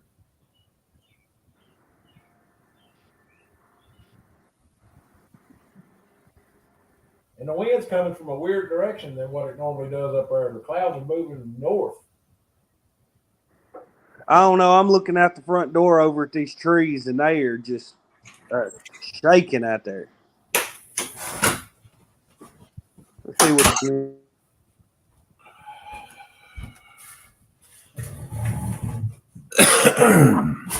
Let's see here. Let's see what we can get into on this. Oh, I don't need to show that. Glad I wasn't sharing then. You'll not be looking at that stuff, Leroy. Ethan Patterson says he has a 2006 Bass Buggy Pontoon 20-footer, a 50-horse Mercury, Garmin fish finder, 3 rod racks, 16 monster rod holders, blackout lights. Great boat for sale. PM him price. It's that's an extremely nice boat. That's one of Randall's good friends that he fishes Barron here too. He has a really nice pontoon. If somebody's in the market for one, that'd be one to buy. How bad is a pontoon in the wind? Does it just really suck? It's gonna catch some wind. I mean, I don't know how much more wind it catches. Yeah, I'm sure it catches more, but I don't know, how much more it catches than just a high-sided deep V. But my problem with a pontoon boat is just storing it. And I don't think it'd be the best thing in the world for bumping out of either. no. But if you fished a lake and were an anchor fisherman, I could imagine it's probably one of the best anchor fishing boats you can get on a lake. Because you get a lot of deck space. Right, you can put rod holders everywhere. You can just cast them all the way around. 80 rods like Jody does. Yeah. That makes me so sick right there. I know right where that lake is, right where he's at. And that fish was in the wild somewhere just 6 months ago. Comment on like now. Just say sickening. Let's read some comments and see what they say. Where's that at? In Kentucky? Kentucky. Y'all got a lot of pay lakes in Kentucky? Oh my God, every 5 miles. Well, you know where that fish is at, right? Yeah, it's in that right over there in that lake. What's it? A bunch of people congratulating him? Yeah. He just put out a video, the guy that owns the lake, of fish being dropped in, stocked in, and 2 of them's 80-pound plus. That's sickening. That's just disgusting what that is. I tell you what. Use for Why, Bob? I mean, you know how good a fisherman you got to be to catch one of those fish out of a pay lake? Oh, yeah, you got to be just a master angler. Catch an 80-pound fish under a cork. Yes, you was, Chrissy. You and Ernie were both invited last year. In 4 feet of water. It's in that lake that he's talking in that picture right there. There's only one. The lake's only like half of an acre. And there's one, and it's like 12 foot deep, majority of the lake. And there's one hole out there like 20 foot deep in the very center. and it's got a great old big concrete bunker in it, made out of concrete blocks with holes all in it. And so everybody there knows where them fish are going to be. It's just a matter of just throwing out there and him biting it. A half-acre lake. Yeah, I'd say it's half acre to 3/4 of an acre. There's Oh, 7 my. of them just like that around. It's called 7 lakes. They got Well, 7 lakes around this big hillside. I tell you what, though, I mean, you got to be a bad mammy jammy to catch a fish out of a half-acre. Yeah, boy. And the thing about it was, last year at CatCon, we were walking around through there, and I seen the owners walking around up there at CatCon. Oh yeah, I had some pay lakers stop and talk to me. I just ignored them. I mean, I don't know why y'all are so upset. I mean, just because those guys that can catch a starving fish out of a half acre and you can't. I mean, I ain't going out there to try. I used to. you're just jealous. I mean, man, I know you can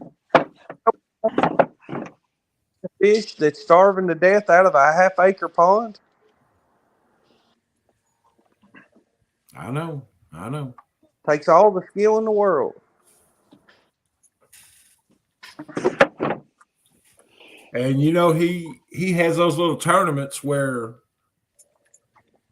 there'll It's be just legalized gambling, is all it is. 50 I mean, people nothing. around that lake. There'll be 50 people. You don't have but 3 or 4 foot is your fishing area. It's spray painted off on the bank. That's your fishing area. You have to throw straight out. So the people that get there early go down there where that big hole's at. Or whoever draws the spot where that hole's at is going to win it. We had 2 pay lakes here in Scottsville, but they actually, I don't have no issue with the way they ran things. You wouldn't catch nothing over pound and a half, 2 pounds. Maybe every once in a while you might catch a 5-pounder. They stocked they were farm raised channel cats, and people would. Oh, it was mostly kids and older people that went down there, and and both of them have closed down now, but they weren't hurting a thing. All their fish come from a farm raised, from a fish farm out of a farm pond, and they just bought the farm raised channel cats. There's nothing wrong with that. It's these places that buy wild caught fish out of our natural resource that doesn't replenish itself that easy. You take them out, it takes a lot of work to get them back. I talked at CatCon. I talked to the Kentucky Fish and Wildlife for a while, and do you know what they said the mortality rate on a fish is every year? I mean, look at that. That's some monster freaking fish. I mean, it's ridiculous. And people pose like they're so proud of themselves. It cracks me up. How can they not? How can they be That right there naive? that's the reason why they do it. Right there. 1, 2, 3, 4. $440. No, I mean they're most of them are convinced they're good fishermen. Have you ever talked to any of them? They're convinced that they're just master fishermen. Hey, I thought I was a good fisherman until I went out and started trying to catch them out of rivers and lakes. Aha. Aha. He is a pay laker, that daggone dude there. Who's that? That's the guy I see fishing out Will Green all the time. Says he does catch and release all the time. Yeah, okay. He fishes pay Yeah, lakes. catch and release at the pay lake where they make you release it. 20, 40, 60, 80, 100, 20, 40, 60, 80, 100, 20, 40, 60, 80, 100, 20, 40, 60, 80, 100.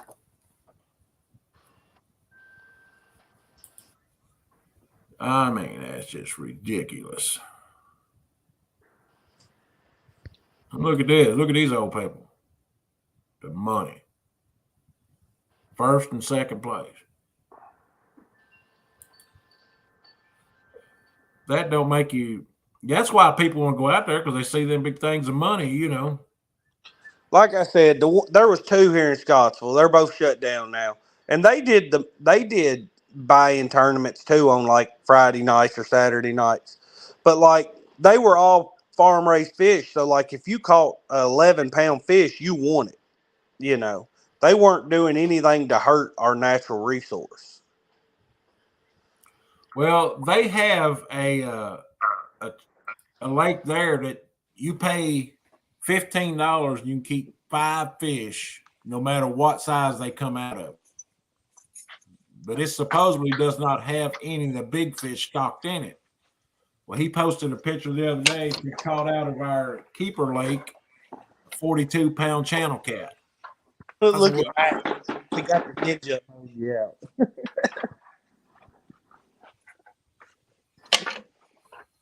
I don't know. It's frustrating. Yeah.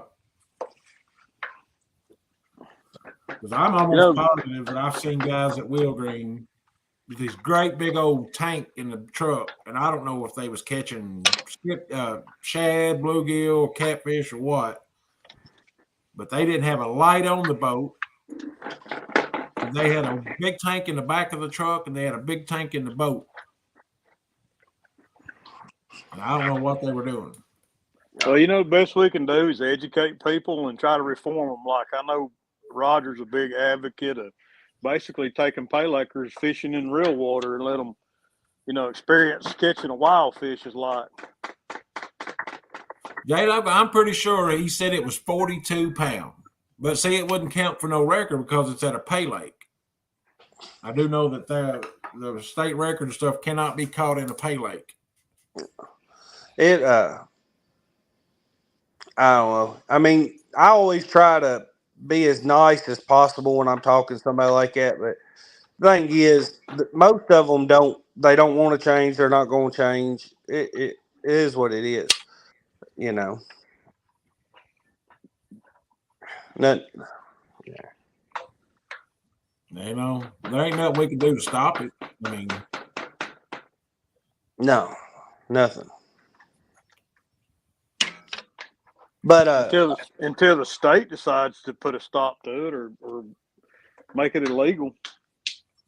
So here's my question.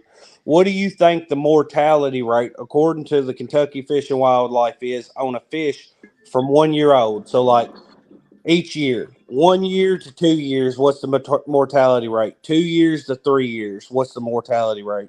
Once they hit a year old, because below a year it's higher, but 1 year, every year of its life, what do you think the chance of it dying is? I don't know. Probably 50%. They said 25%, but you take 25% of the fish die from age 1. 25% of those same fish die from 2 to 3. 25% of the fish die from 3 to of those fish die from 3 to 4.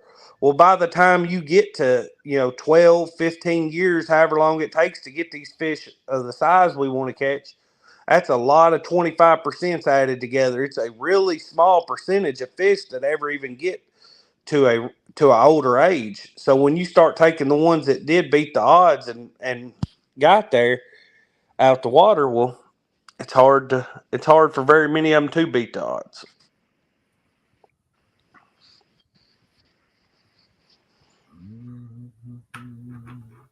I'm just not going to give them my money, though. I mean, I enjoy sitting out in a boat, even if I ain't catching nothing. I just enjoy being out there.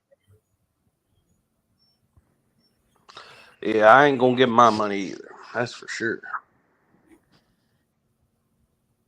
I mean, back when I first started trying to get back into fishing, I didn't understand what pay lakes were and all that, because it was just a natural thing around here to see a pay lake. I mean, within my miles of my house, I got 1, 2, 3,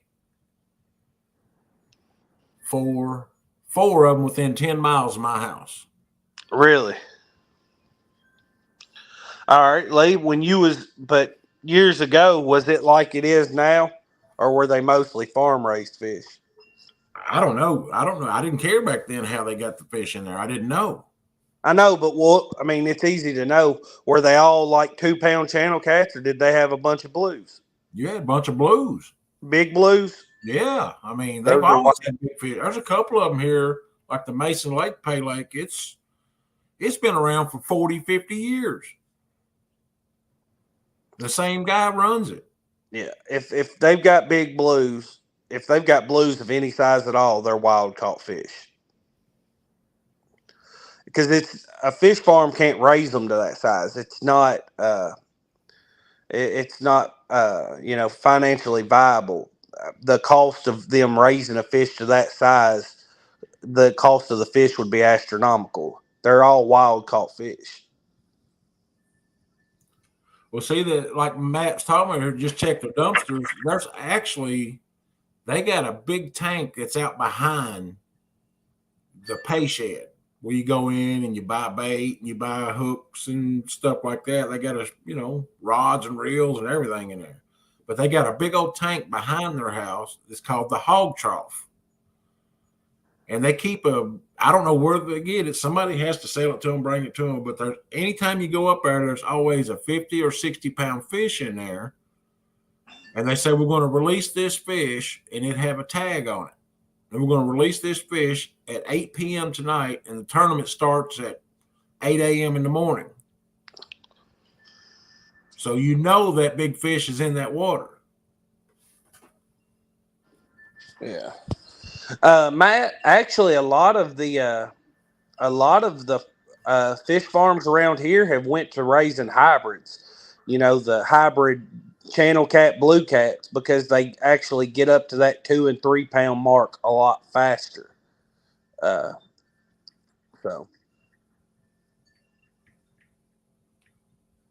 There's 75 people at least around that lake, and they all pay $20 just to fish. That's $1,500. All right. And if they want to get in on the big fish, add another $10. So you got to figure, let's say half of them do that. Well, that one night's going to bring you $3,000. And that's all cash money. So that's the reason, I don't see how the government's allowing it to be cash money go through there. Not counting the Abu Garcia reels they sell for $500 each because they're a different color. You look on Facebook Marketplace and you can always tell a pay laker's trying to sell something because they'll have a Abu Garcia C3 6500 on there for sale for $400. I paid $550 for this reel. I'm like, yeah, that's because you bought it at a pay lake and you're an idiot. Yeah.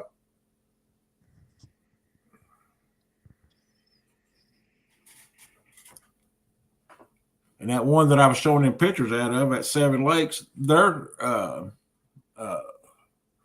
building that they operate out of is freaking huge. I mean, I bet you there's 300 rods and reels get scattered out in there just for sale, and a whole wall of different baits and bait hooks and floats and those big 8-inch wooden floats or whatever they are. Yeah. You pay $22 for one, and you can go online and get the same thing for $11. Yeah, Matt. Actually, I didn't realize that either. But back before we shut down our Thursday night show, the first time we had done a couple interviews with different people from Kentucky Fish and Wildlife, and they were telling me about it. That's where I learned it from. Hey, I liked it when y'all done the videos. You need to do some more of them. Especially the people that live around in this state, you learn a lot of information from that. I should have talked to the guy. It was actually Jay Harilla. I've had him on once. Was the guy I talked to at CatCon. He was the one telling me that they're changing the commercial fishing blue cat laws to only one over 35 inches, but they're only doing it everywhere but the Ohio River. It'll apply to the tributaries on the Ohio River. It'll apply to Kentucky Lake, Lake Barkley, all that, but it will not apply to the Ohio River.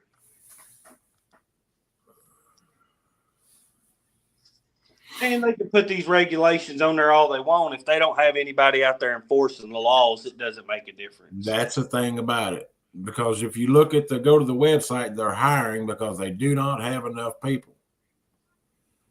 And the ones that they do hire stay for a little while, get that training, and then go somewhere where there's better pay.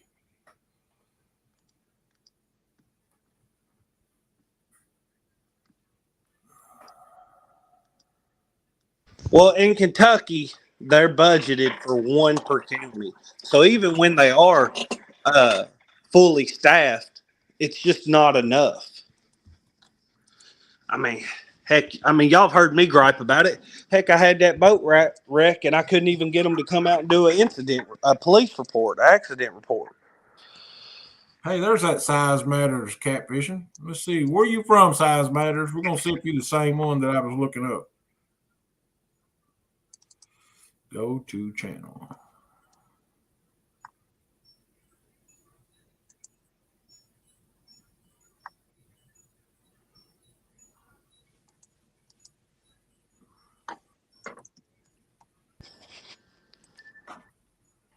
Yeah, you are a different one. But welcome in, none the same. Yeah.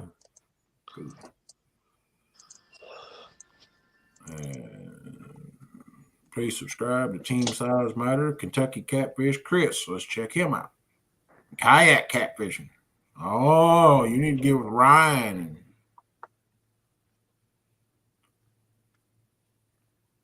And Ronnie.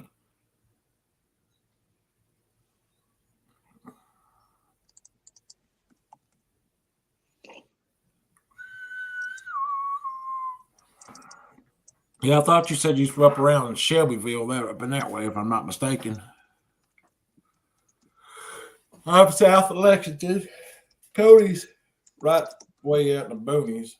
Yeah, I'm right on the Tennessee line. I'm in Scottsville, Kentucky, just south of Bowling Green. What's the nearest interstate to you, Cody?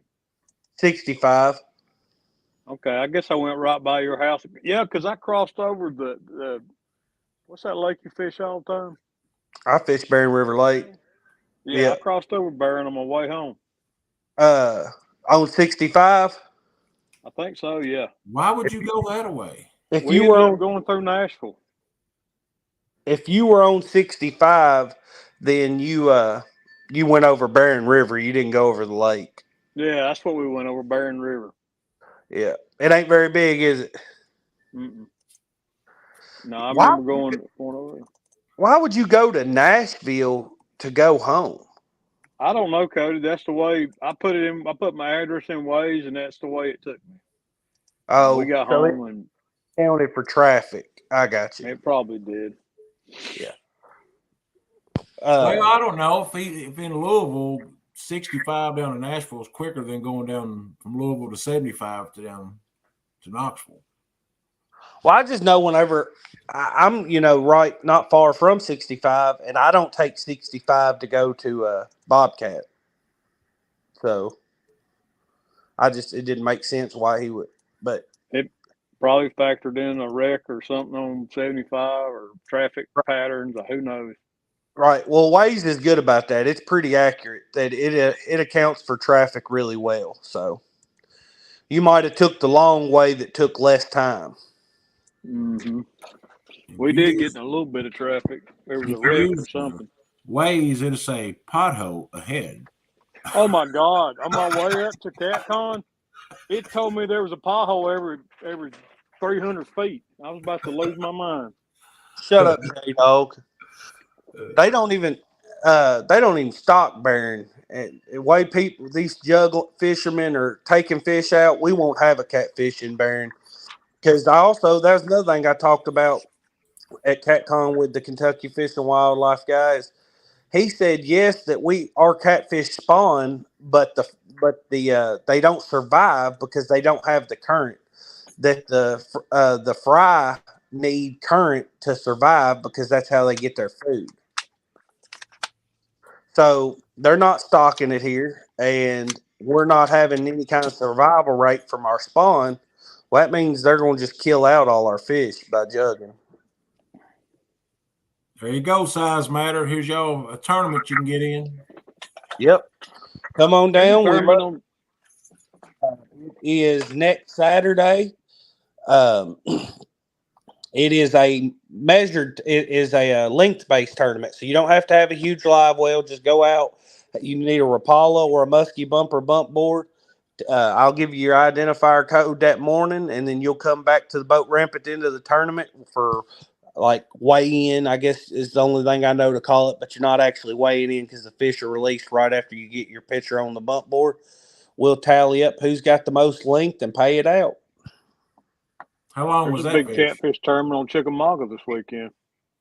Lee, I would say that fish is around 43 inches, 44 inches. February 18th.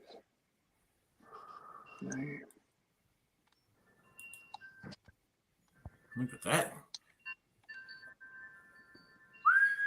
I'm gonna start wearing my camouflage hat like that. Maybe I'll get lucky and catch one. Maybe. I doubt it though. I know it. That's a big one. Yeah, it's a 50-pound fish.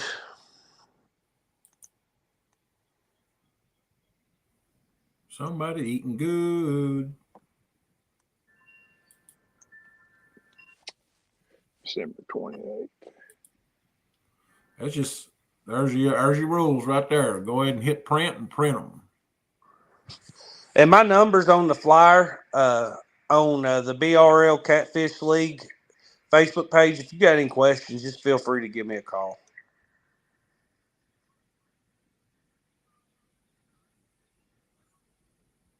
Anglers may fish from the bank, kayak, or boat.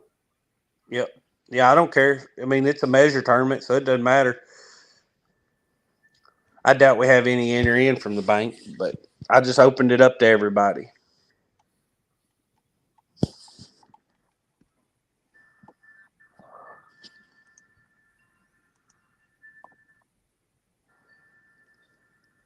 It's 3+1 outdoors. Size matters.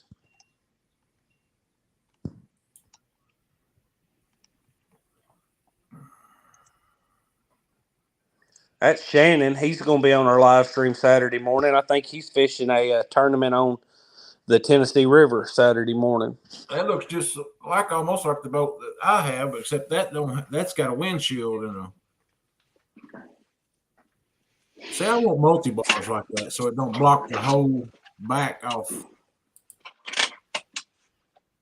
I like having that space between the motor and the rod rack open.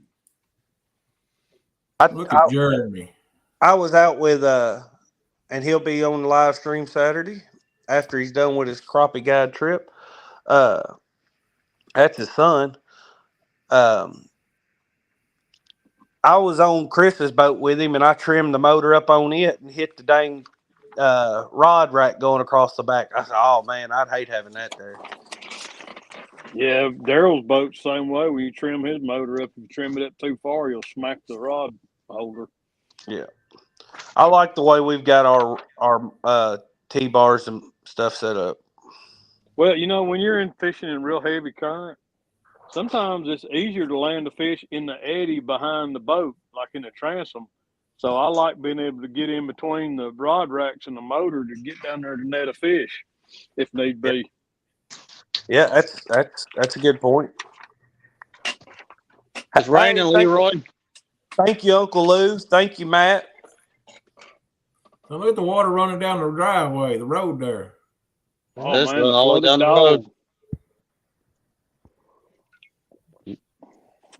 Come tomorrow, that water is going to be 10 feet deep in that creek or that field over there. I'd say it'd be deeper than that. It came up about 5 feet overnight.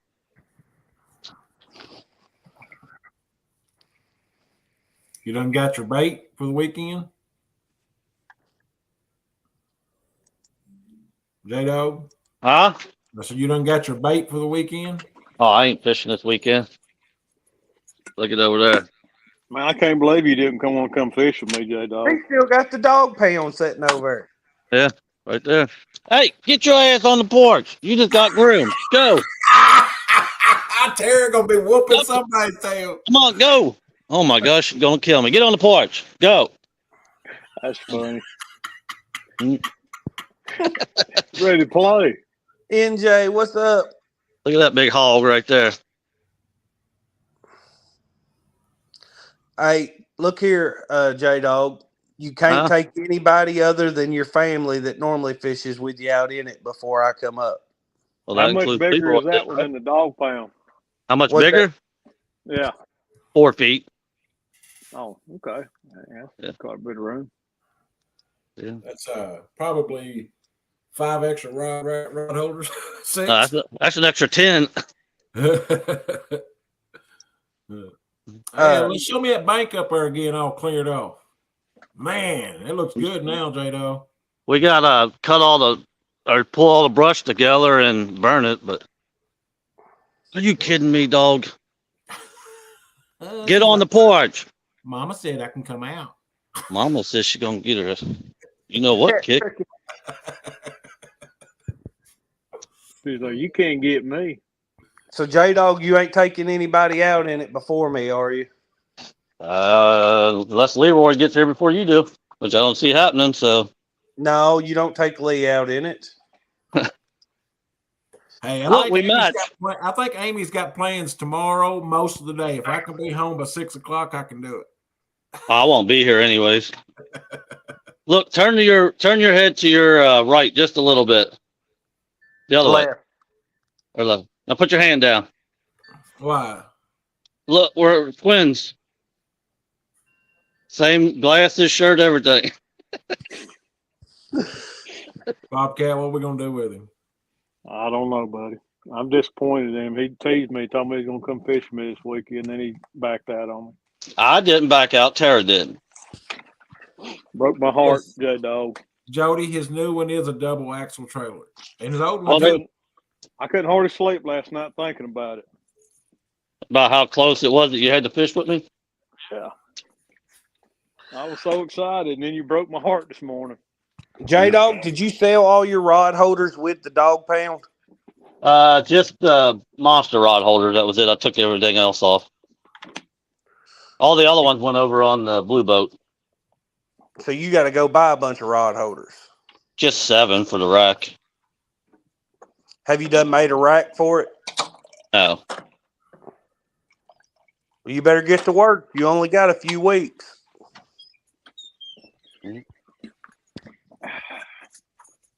J-Dog only give $300 for it, boat. I probably. For that boat, I gave $1,500 for it. No, you didn't. Kill me. I swear I did. I saw the deals now. I sold that one for $45, and then I bought that one for $15. Hey, I know where another one is. Get 250 horsepower motors with it for $2,000. It's in good shape too.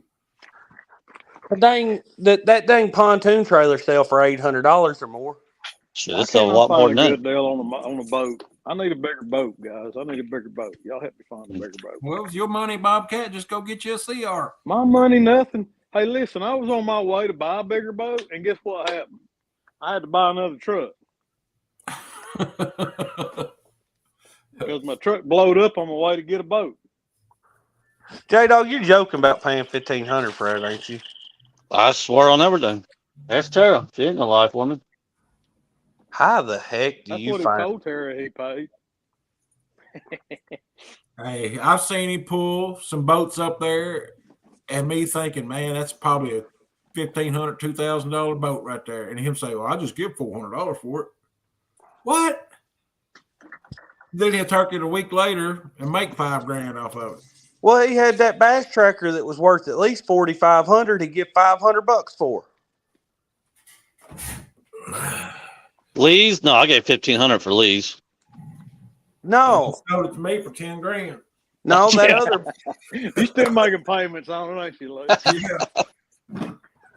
No, I'm talking about that other tracker you had. When I'm late on a payment, my knees get sore. I don't know which one you're talking about. Did you sell it to Van and Sandy? Oh, yeah. $4,500 boat he give $500 for. Yeah, I sold it on for $1,200, I think. Well, you give them a deal, didn't you? Well, yeah. I mean, I don't need to make a fortune. A man can't go broke making a profit. Remember that, people. Hey, I don't brag about much, but there ain't nobody around here could out wheel and deal me. Find me a deep VJ dog. I'll come up there and get it. He's got one for you, the Muskrat 2.0. No, he sold that one to his brother. Yeah, I'll let Sammy have that one. Oh, did you? He's only used it twice. He won't even look at it. He sold that boat to Lee for a steal. I should have bought that boat before Lee did. Opportunity, sucker. Yeah, and at that, I had the money. I didn't have as much saved up as what I would have liked to had, and it was going to take the majority of my money. And I didn't want to be in a situation where if, motor went out on truck or something, I couldn't fix it. And I should have just sucked it up and risked it, I'll sell it to you, Cody, for $5,000. I'll buy the transducer off of it. You might as well. You ain't gonna fish out of it. Lee, boy, he cut me deep. Didn't he? That hurt. Lee, you wanna sell the transducer off of it? Huh? Lee, you want to sell the graph off of it? He said, yes, he does. $5,000. Yeah, $5,000. No, I mean I'm being serious. Or to go with it. When he was on a kick about selling it, I was wanting to buy it just to for the graph and stuff, and I was going to try to turn around and sell the boat. Yeah, because your buddy was interested in it. Yeah, he was, and you never messaged him back. He said, "I don't know what I did, that fella. He ignored me." I do when I chicken out. Uncle Lou, name one time I brag. I don't brag, but I am a wheeling and dealing, kiss stealing son of a gun.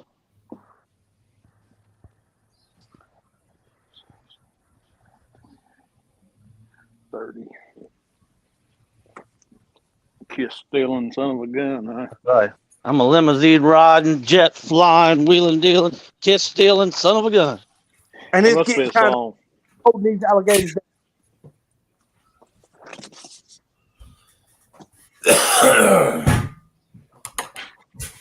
We're going for a walk down to get Tara's car. You taking Eve with you? No. I hope she don't go back and watch this to see her run around in the rain because she just groomed her yesterday. Mm-hmm. Too late, buddy. Too late. I'm gonna tell her. Brian B. 12. J-Dog, what would it take for that boat to come to Virginia? What boat? I think The 24-footer? Shoot, I wouldn't pull that thing down there. $800 in fuel. Yeah, more than that. Hey, when I drive my truck straight to J-Dog's house, just my truck, I can go up there and back on a half a tank. When I pull the boat up there, it's a full tank. Yeah, and it don't even catch wind. Imagine a big billboard like that. Yep.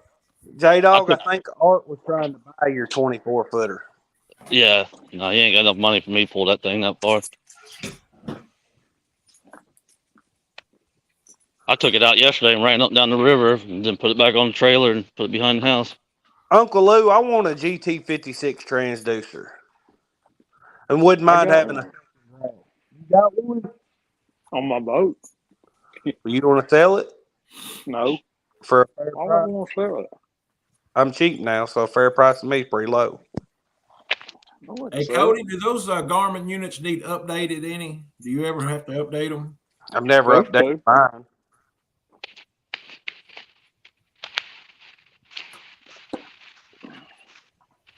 What's next? Extra large. Figures it starts raining harder when I start walking. That's why he stays in good health, y'all. He walks. That's right. Well, I kicked myself in the you know what for not buying this property right here when I had the chance. Got that big garage right there with a concrete floor. Got a little generic house up there. I could have bought that whole place for $7,000, and I didn't do it. What? Yeah, What's that? Is that an acre and a half? about an acre. Yes, sir, Ronnie. He is. I had the money, and I was like, man, I didn't do it. Now I regret it. And then that house right there, that's a big 2-story house. I could have bought for $5,000, and I didn't do it. Watch what you say, NJ. What do you say? I'm walking, can't see. BBC. Oh, He'll put something in your hand. Ask you to hold it. man, it's cold out here. It is chilly, ain't it? I just stepped out on a porch of smoke, and I was like, man, it's dropped. J-Dog, what you and Tara doing tomorrow? We don't know yet. Oh, there's Rainbow Sambo up there. Just getting ready to say he's coming up on the Sambo Castle. There's that boat that Bobcat wanted. Dang it. Let me see my boat. Hang on. Oh. Let me make you a solo here so you can really see it. Damn, if I don't start using that boat, I'm going to repossess it. Down to see Tara. There's Sambo. Morning, Sammy. Live on Leroy show. He said, I don't want none of you guys. I'm out of here. He ran. There you go, Bobcat. Dang it. Quit teasing me. See, I need that boat. That would have been a good boat for you, Bob. It would have been. You could have decked that out the way you wanted it and had a heck of a fishing machine. That'd be a bumping machine right there. Yeah. Look, it's all open and everything in there. Hey, I'd have named it in your honor too, J-Dog. I call it the bump dog.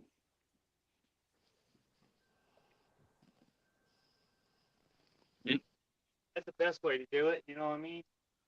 What? Please. I gotta hurry up, get her down there. He blew that up yesterday.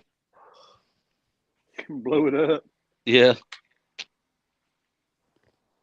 Who You like old skinny cars, pedal? Bobcat? You like old cars, Bobcat? Who don't like old cars? Right on the other side of that door is a 1966 fastback Mustang V8 4-speed. Oh, that's worth a lot of money. They bought it 10 years ago, put it in there, and they've never opened the door since.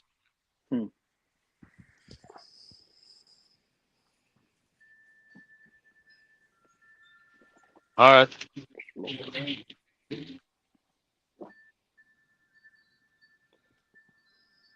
You guys having fun with the tour of Foster? We are. You want to go see the river? And I went down to the river to pray, studying about them good old days. There's Tara's work right there.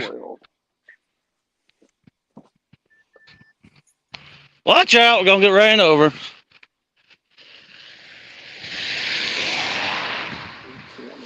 There's 2 pontoons that I sold them over there. They don't even use. Both of them are 24s. Local boat dealer, J-Dog. I'm telling you. J-Dog's used boats. There's the Ohio right there.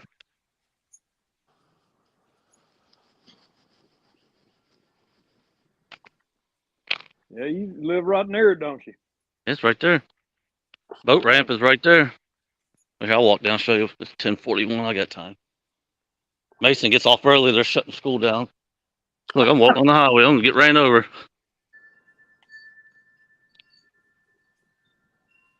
They shut our schools down today, last night. There's muddy water, bait, and tackle. J-Dog, you know the one thing I'm curious about whenever I come see you.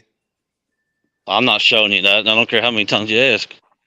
Where are we going to eat? We all got good to eat in that town. We're going to take you down to Augusta to the general store. Ask Leroy about that one.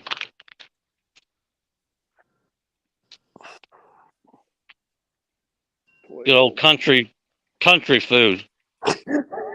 Look, Jody said, Brian, don't let the wind blow away your oatmeal cookies. They're your number 1 seller. She said, Brian, falling here. 24. Sorry, I had an important phone call. My mother called. I had to answer that. His mama called. Better. Well, There's somebody commercial fish. Hey, there's a commercial fisherman. Boo. What's going on? Huh? It's flooded. Yeah. I'm on my buddy's show on YouTube. Live. I was taking them down there showing the river. Oh. Come up. I've been telling them how you're a good commercial fisherman, not to bother you. On the webpage sometimes. That one day I was up there was probably a 20 or 30 walleye fishermen. Oh, they didn't like me at all. Oh, yeah, that's because they're fishing right there at your nets. Yeah. Medium 30. 24. They'll get over it. Sure, now it's too high. Yeah, you got to find you a netty, don't you? Yeah. Hey, J-Dog, my mom, she called, said the governor's on right now declaring Kentucky as a state of emergency right now. Wow. Crazy, ain't it? Yeah.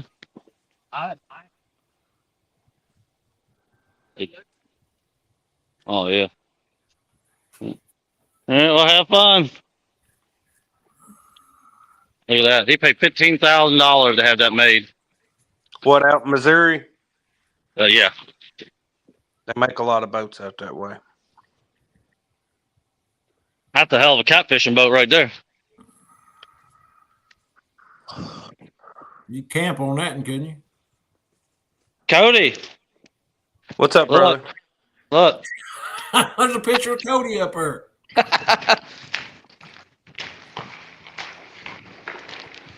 Man, that's coming up. Is it up to the trees yet? Oh, it's up in the tree. It's about 40 feet from the parking lot here. Oh, yeah, it really is in there. For catfish art. Art asked what he commercial fish for, J-Dog. Spoonbill. Oh, spoonbill? Yeah, no, he's not a catfisherman. He's a spoonbiller. Oh, I thought that. I know you got that. You talked to that one that catfishes there every now and then. There's Oh, a yeah, commercial market for spoonbill? Oh, yeah, this guy makes a shit ton. The meat or the eggs or what? All of it. Huh. Yeah, he makes over $1 million a year just off that caviar and meat. I don't see how they Bro, just pick through the fish that are in there. They what? Do they pick through the fish that's in the net and keep the ones they're supposed to? And how do they live? The net has gigantic holes to where only a certain size fish can get stuck in it. So the smaller ones that he can't have swim right through it.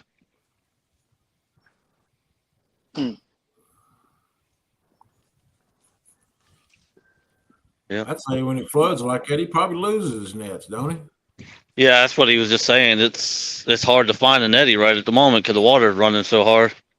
Yeah, people don't realize my boat ramp, it goes down another 100 foot under that water. Yeah.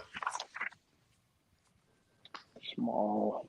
And there's a big long beach that goes all the way down that's underwater. And there's a car over there that's underwater. I'd say it's going downriver by now. Oh, it's so heavy. There ain't no way it's going anywhere. I didn't think the wind would flip my swimming pool, and it did.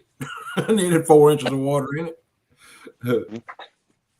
Yeah, this is the guy I was talking about. I want to talk to him, see if he'll let me do a live while he goes out and gets his nets, so I can see what what he catches and everything. That'd be cool. For spoonbill. He's really nice. I'm sure he'd let me. I mean, Lou, all that water is headed your way. It just won't make it all the way to you.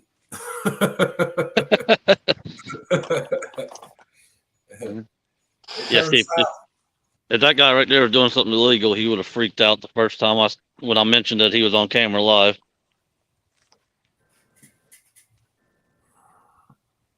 I've seen this water literally up around that bend and about 60 feet up the road. Wow. Yeah. But what about traveling on the bus where these winds being 60 miles an hour? Well, there's something around place. Yeah. People don't understand how hard this river is to fish when you go to sleep and it's all the way down and looks like a lake and you wake up that's 50 feet higher than it was the previous night. Look You would like think they would take notes and learn from the Tennessee River Authority down there what them dams can do. I mean, by regulating the flood. I mean, I don't understand why they won't go ahead and do it.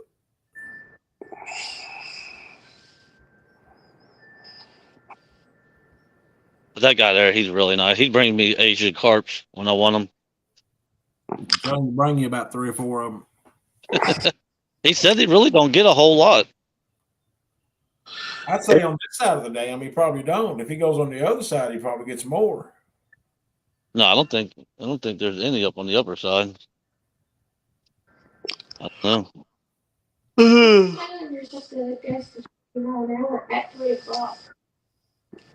this one's gonna be the worst. And that's what I'm school about. You'll be fishing here in a month, Cody. Hopefully it ain't flooded. Look like somebody about got stuck in the mud right there. Yeah, right here. Yeah, that guy right there, he said, he was, buddy, if I want to catfish, I'd stay to Missouri and the Mississippi. I don't need to be here. He said, there ain't nothing here. But we got the spoonbill. You ever go out and snag a spoonbill, J-Pup? Nah, my whole family did when they was younger. 15-footers. 15-footers. Uh-huh. 15-foot poles, that's what they use to snag with. Oh, I thought you were talking about the fish. I was going to say, that's flip a boat.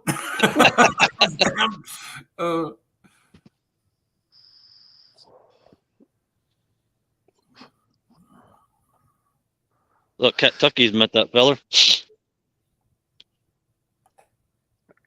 Matt, you're right. They do that on the Ohio too. And see, J-Dog is not in such a heavily populated area, so I think they let his pool get a little worse off.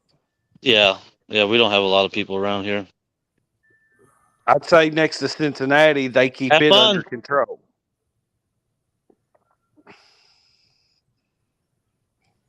Don't he have a son usually go with him? Yeah. That's a lot of work to do by yourself. Does he have one of those little booms built onto there where he can pull the nets in? Nope. Dang. All hand. Look how wide that boat is. 7 foot wide. Shit, it's wider than that. That's a big one. He's got one of those fancy, dancy fish finders. But yeah, he makes, a killing off of that. I mean, hell, he paid a little over 100,000 for just this building up here, so he had somewhere to process it. Well, he's going downriver, so. He says he catches more blues in his nets downriver than he does up here. Well, I've always said since I seen that creek that me and Sammy fished down there, I just love that spot. I think that'd be a good spot. That's way down there. I know, but I just think it'd be a good spot. But I also understand that if you get downriver and something happens, you can't get back upriver. Yeah, because, you just went down 20 miles. Look, J-Dog gonna slip in this mud down here. That probably. He gonna have to ride. He'll have to go in and get trash bags to be able to get in Tara's car. She won't let him sit in it after he flattens in the mud. My water is supposed to normally be all the way out there and about 40 feet down. And like I said, there's a beach all the way down to that area down there that you can fish. And then this here is just a big rock bank that you can fish. But the dam is, let's see, the dam's right there. You can't see it through the trees. About a mile up through there, ain't it? Yeah. If you see this, whoop, then I fell. Trying to get out here where you can see the dam a little bit, but you can't. You're gonna fall mud face first in the mud, J-Dog. I don't care if I fall in that. I don't want to fall in that. That's rolling, son. Yeah, you can't see the current, but it's getting it out there.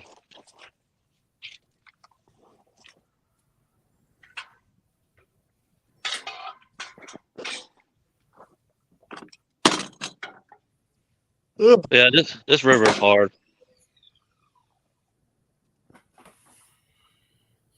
Now, when this water goes down, there's going to be about 3 feet of that on the bank, on the boat ramp. But see, that's another good thing about that commercial fisherman is he's got a water pump on his boat that he can spray, and he'll come and he'll spray the ramp off as it gets too thick.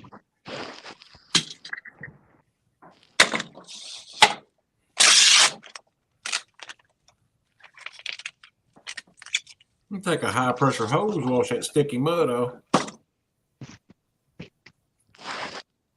Yeah, he is.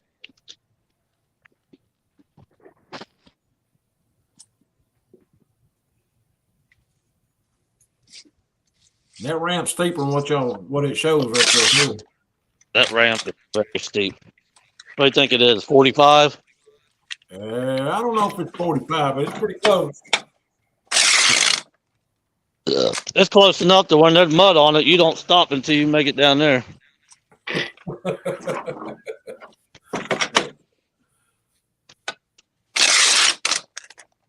Had that happened to me one year when the ramp iced up around here.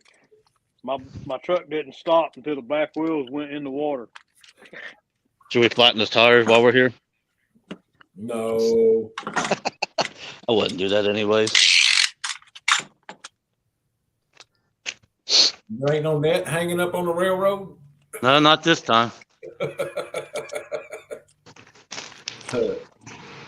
Was that his Nope. net? It's a picture of Cody again.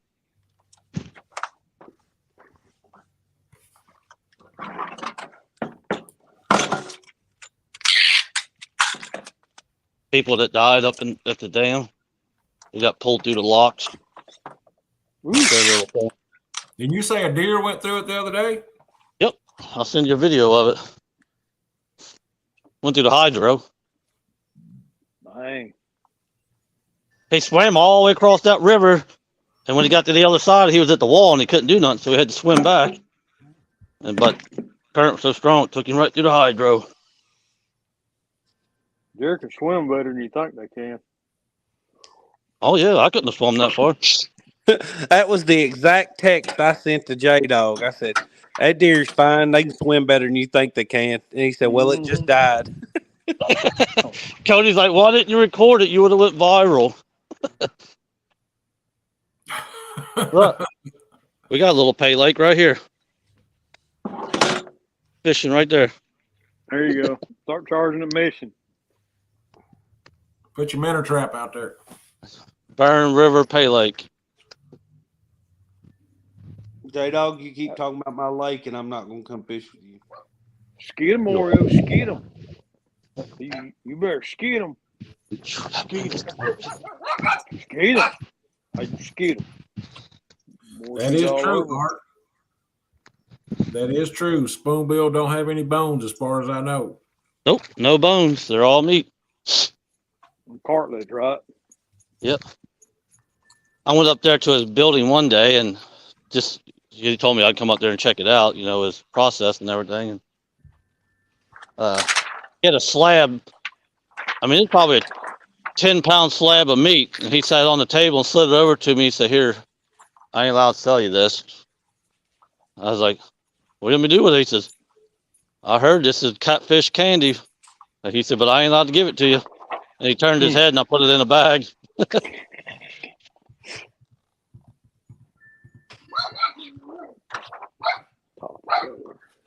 But I didn't catch nothing on it. So he lied. I've never ate spoonbill. Does it taste good? It does. He makes a lot of money off of that stuff. Have you ever ate it? No, I ain't never ate it. Take mine for now, I guess. Oh, your phone? All right. I'm hopping off here. I gotta get to Maysville. Where'd Cody go? He gone. Oh, I didn't even know he go. They probably had to go dookie. There he is. All right. Well, you guys have fun. I'm out of here. See you, He begged for Cody. Cody comes back and he leaves. I know it, right? Left you hanging, Cody. He did. Uncle Lewis says spoonies are excellent eating. Let's try some. I fried some double Q salmons last night out of a can. I ate some catfish, some supposedly farm-raised catfish out of the store the other day just because I was catfish hungry. And I believe it doesn't turn on me. It didn't do me very good. I'll just leave it at that. The last time I buy catfish out of a store.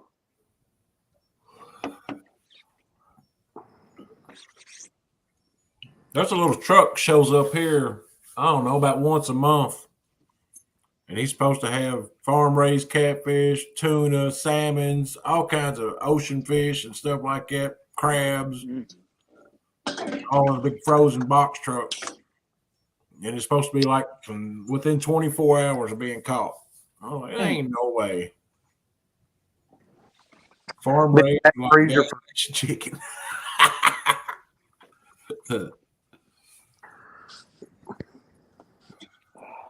Well, we made it. Good Lord, 2 hours and 31 minutes, Cody. Yeah, I need to get off here. I know, and I'm getting hungry. Me too. I gotta go to work. Well, appreciate you letting me come up and hang out, Leroy. All right, it's always a pleasure. Well, let me rephrase that. All right. Yes, Danny, but we're leaving now that you came in. Yeah, I don't want to be around Danny. See you, Bob. Right. See you, Lee. All right, Bobcat. We'll see y'all. See you, Cody. All right, everybody. It's been fun and it's been real fun. We've had conversations about anything and everything today. So I love each and every one of you and see y'all.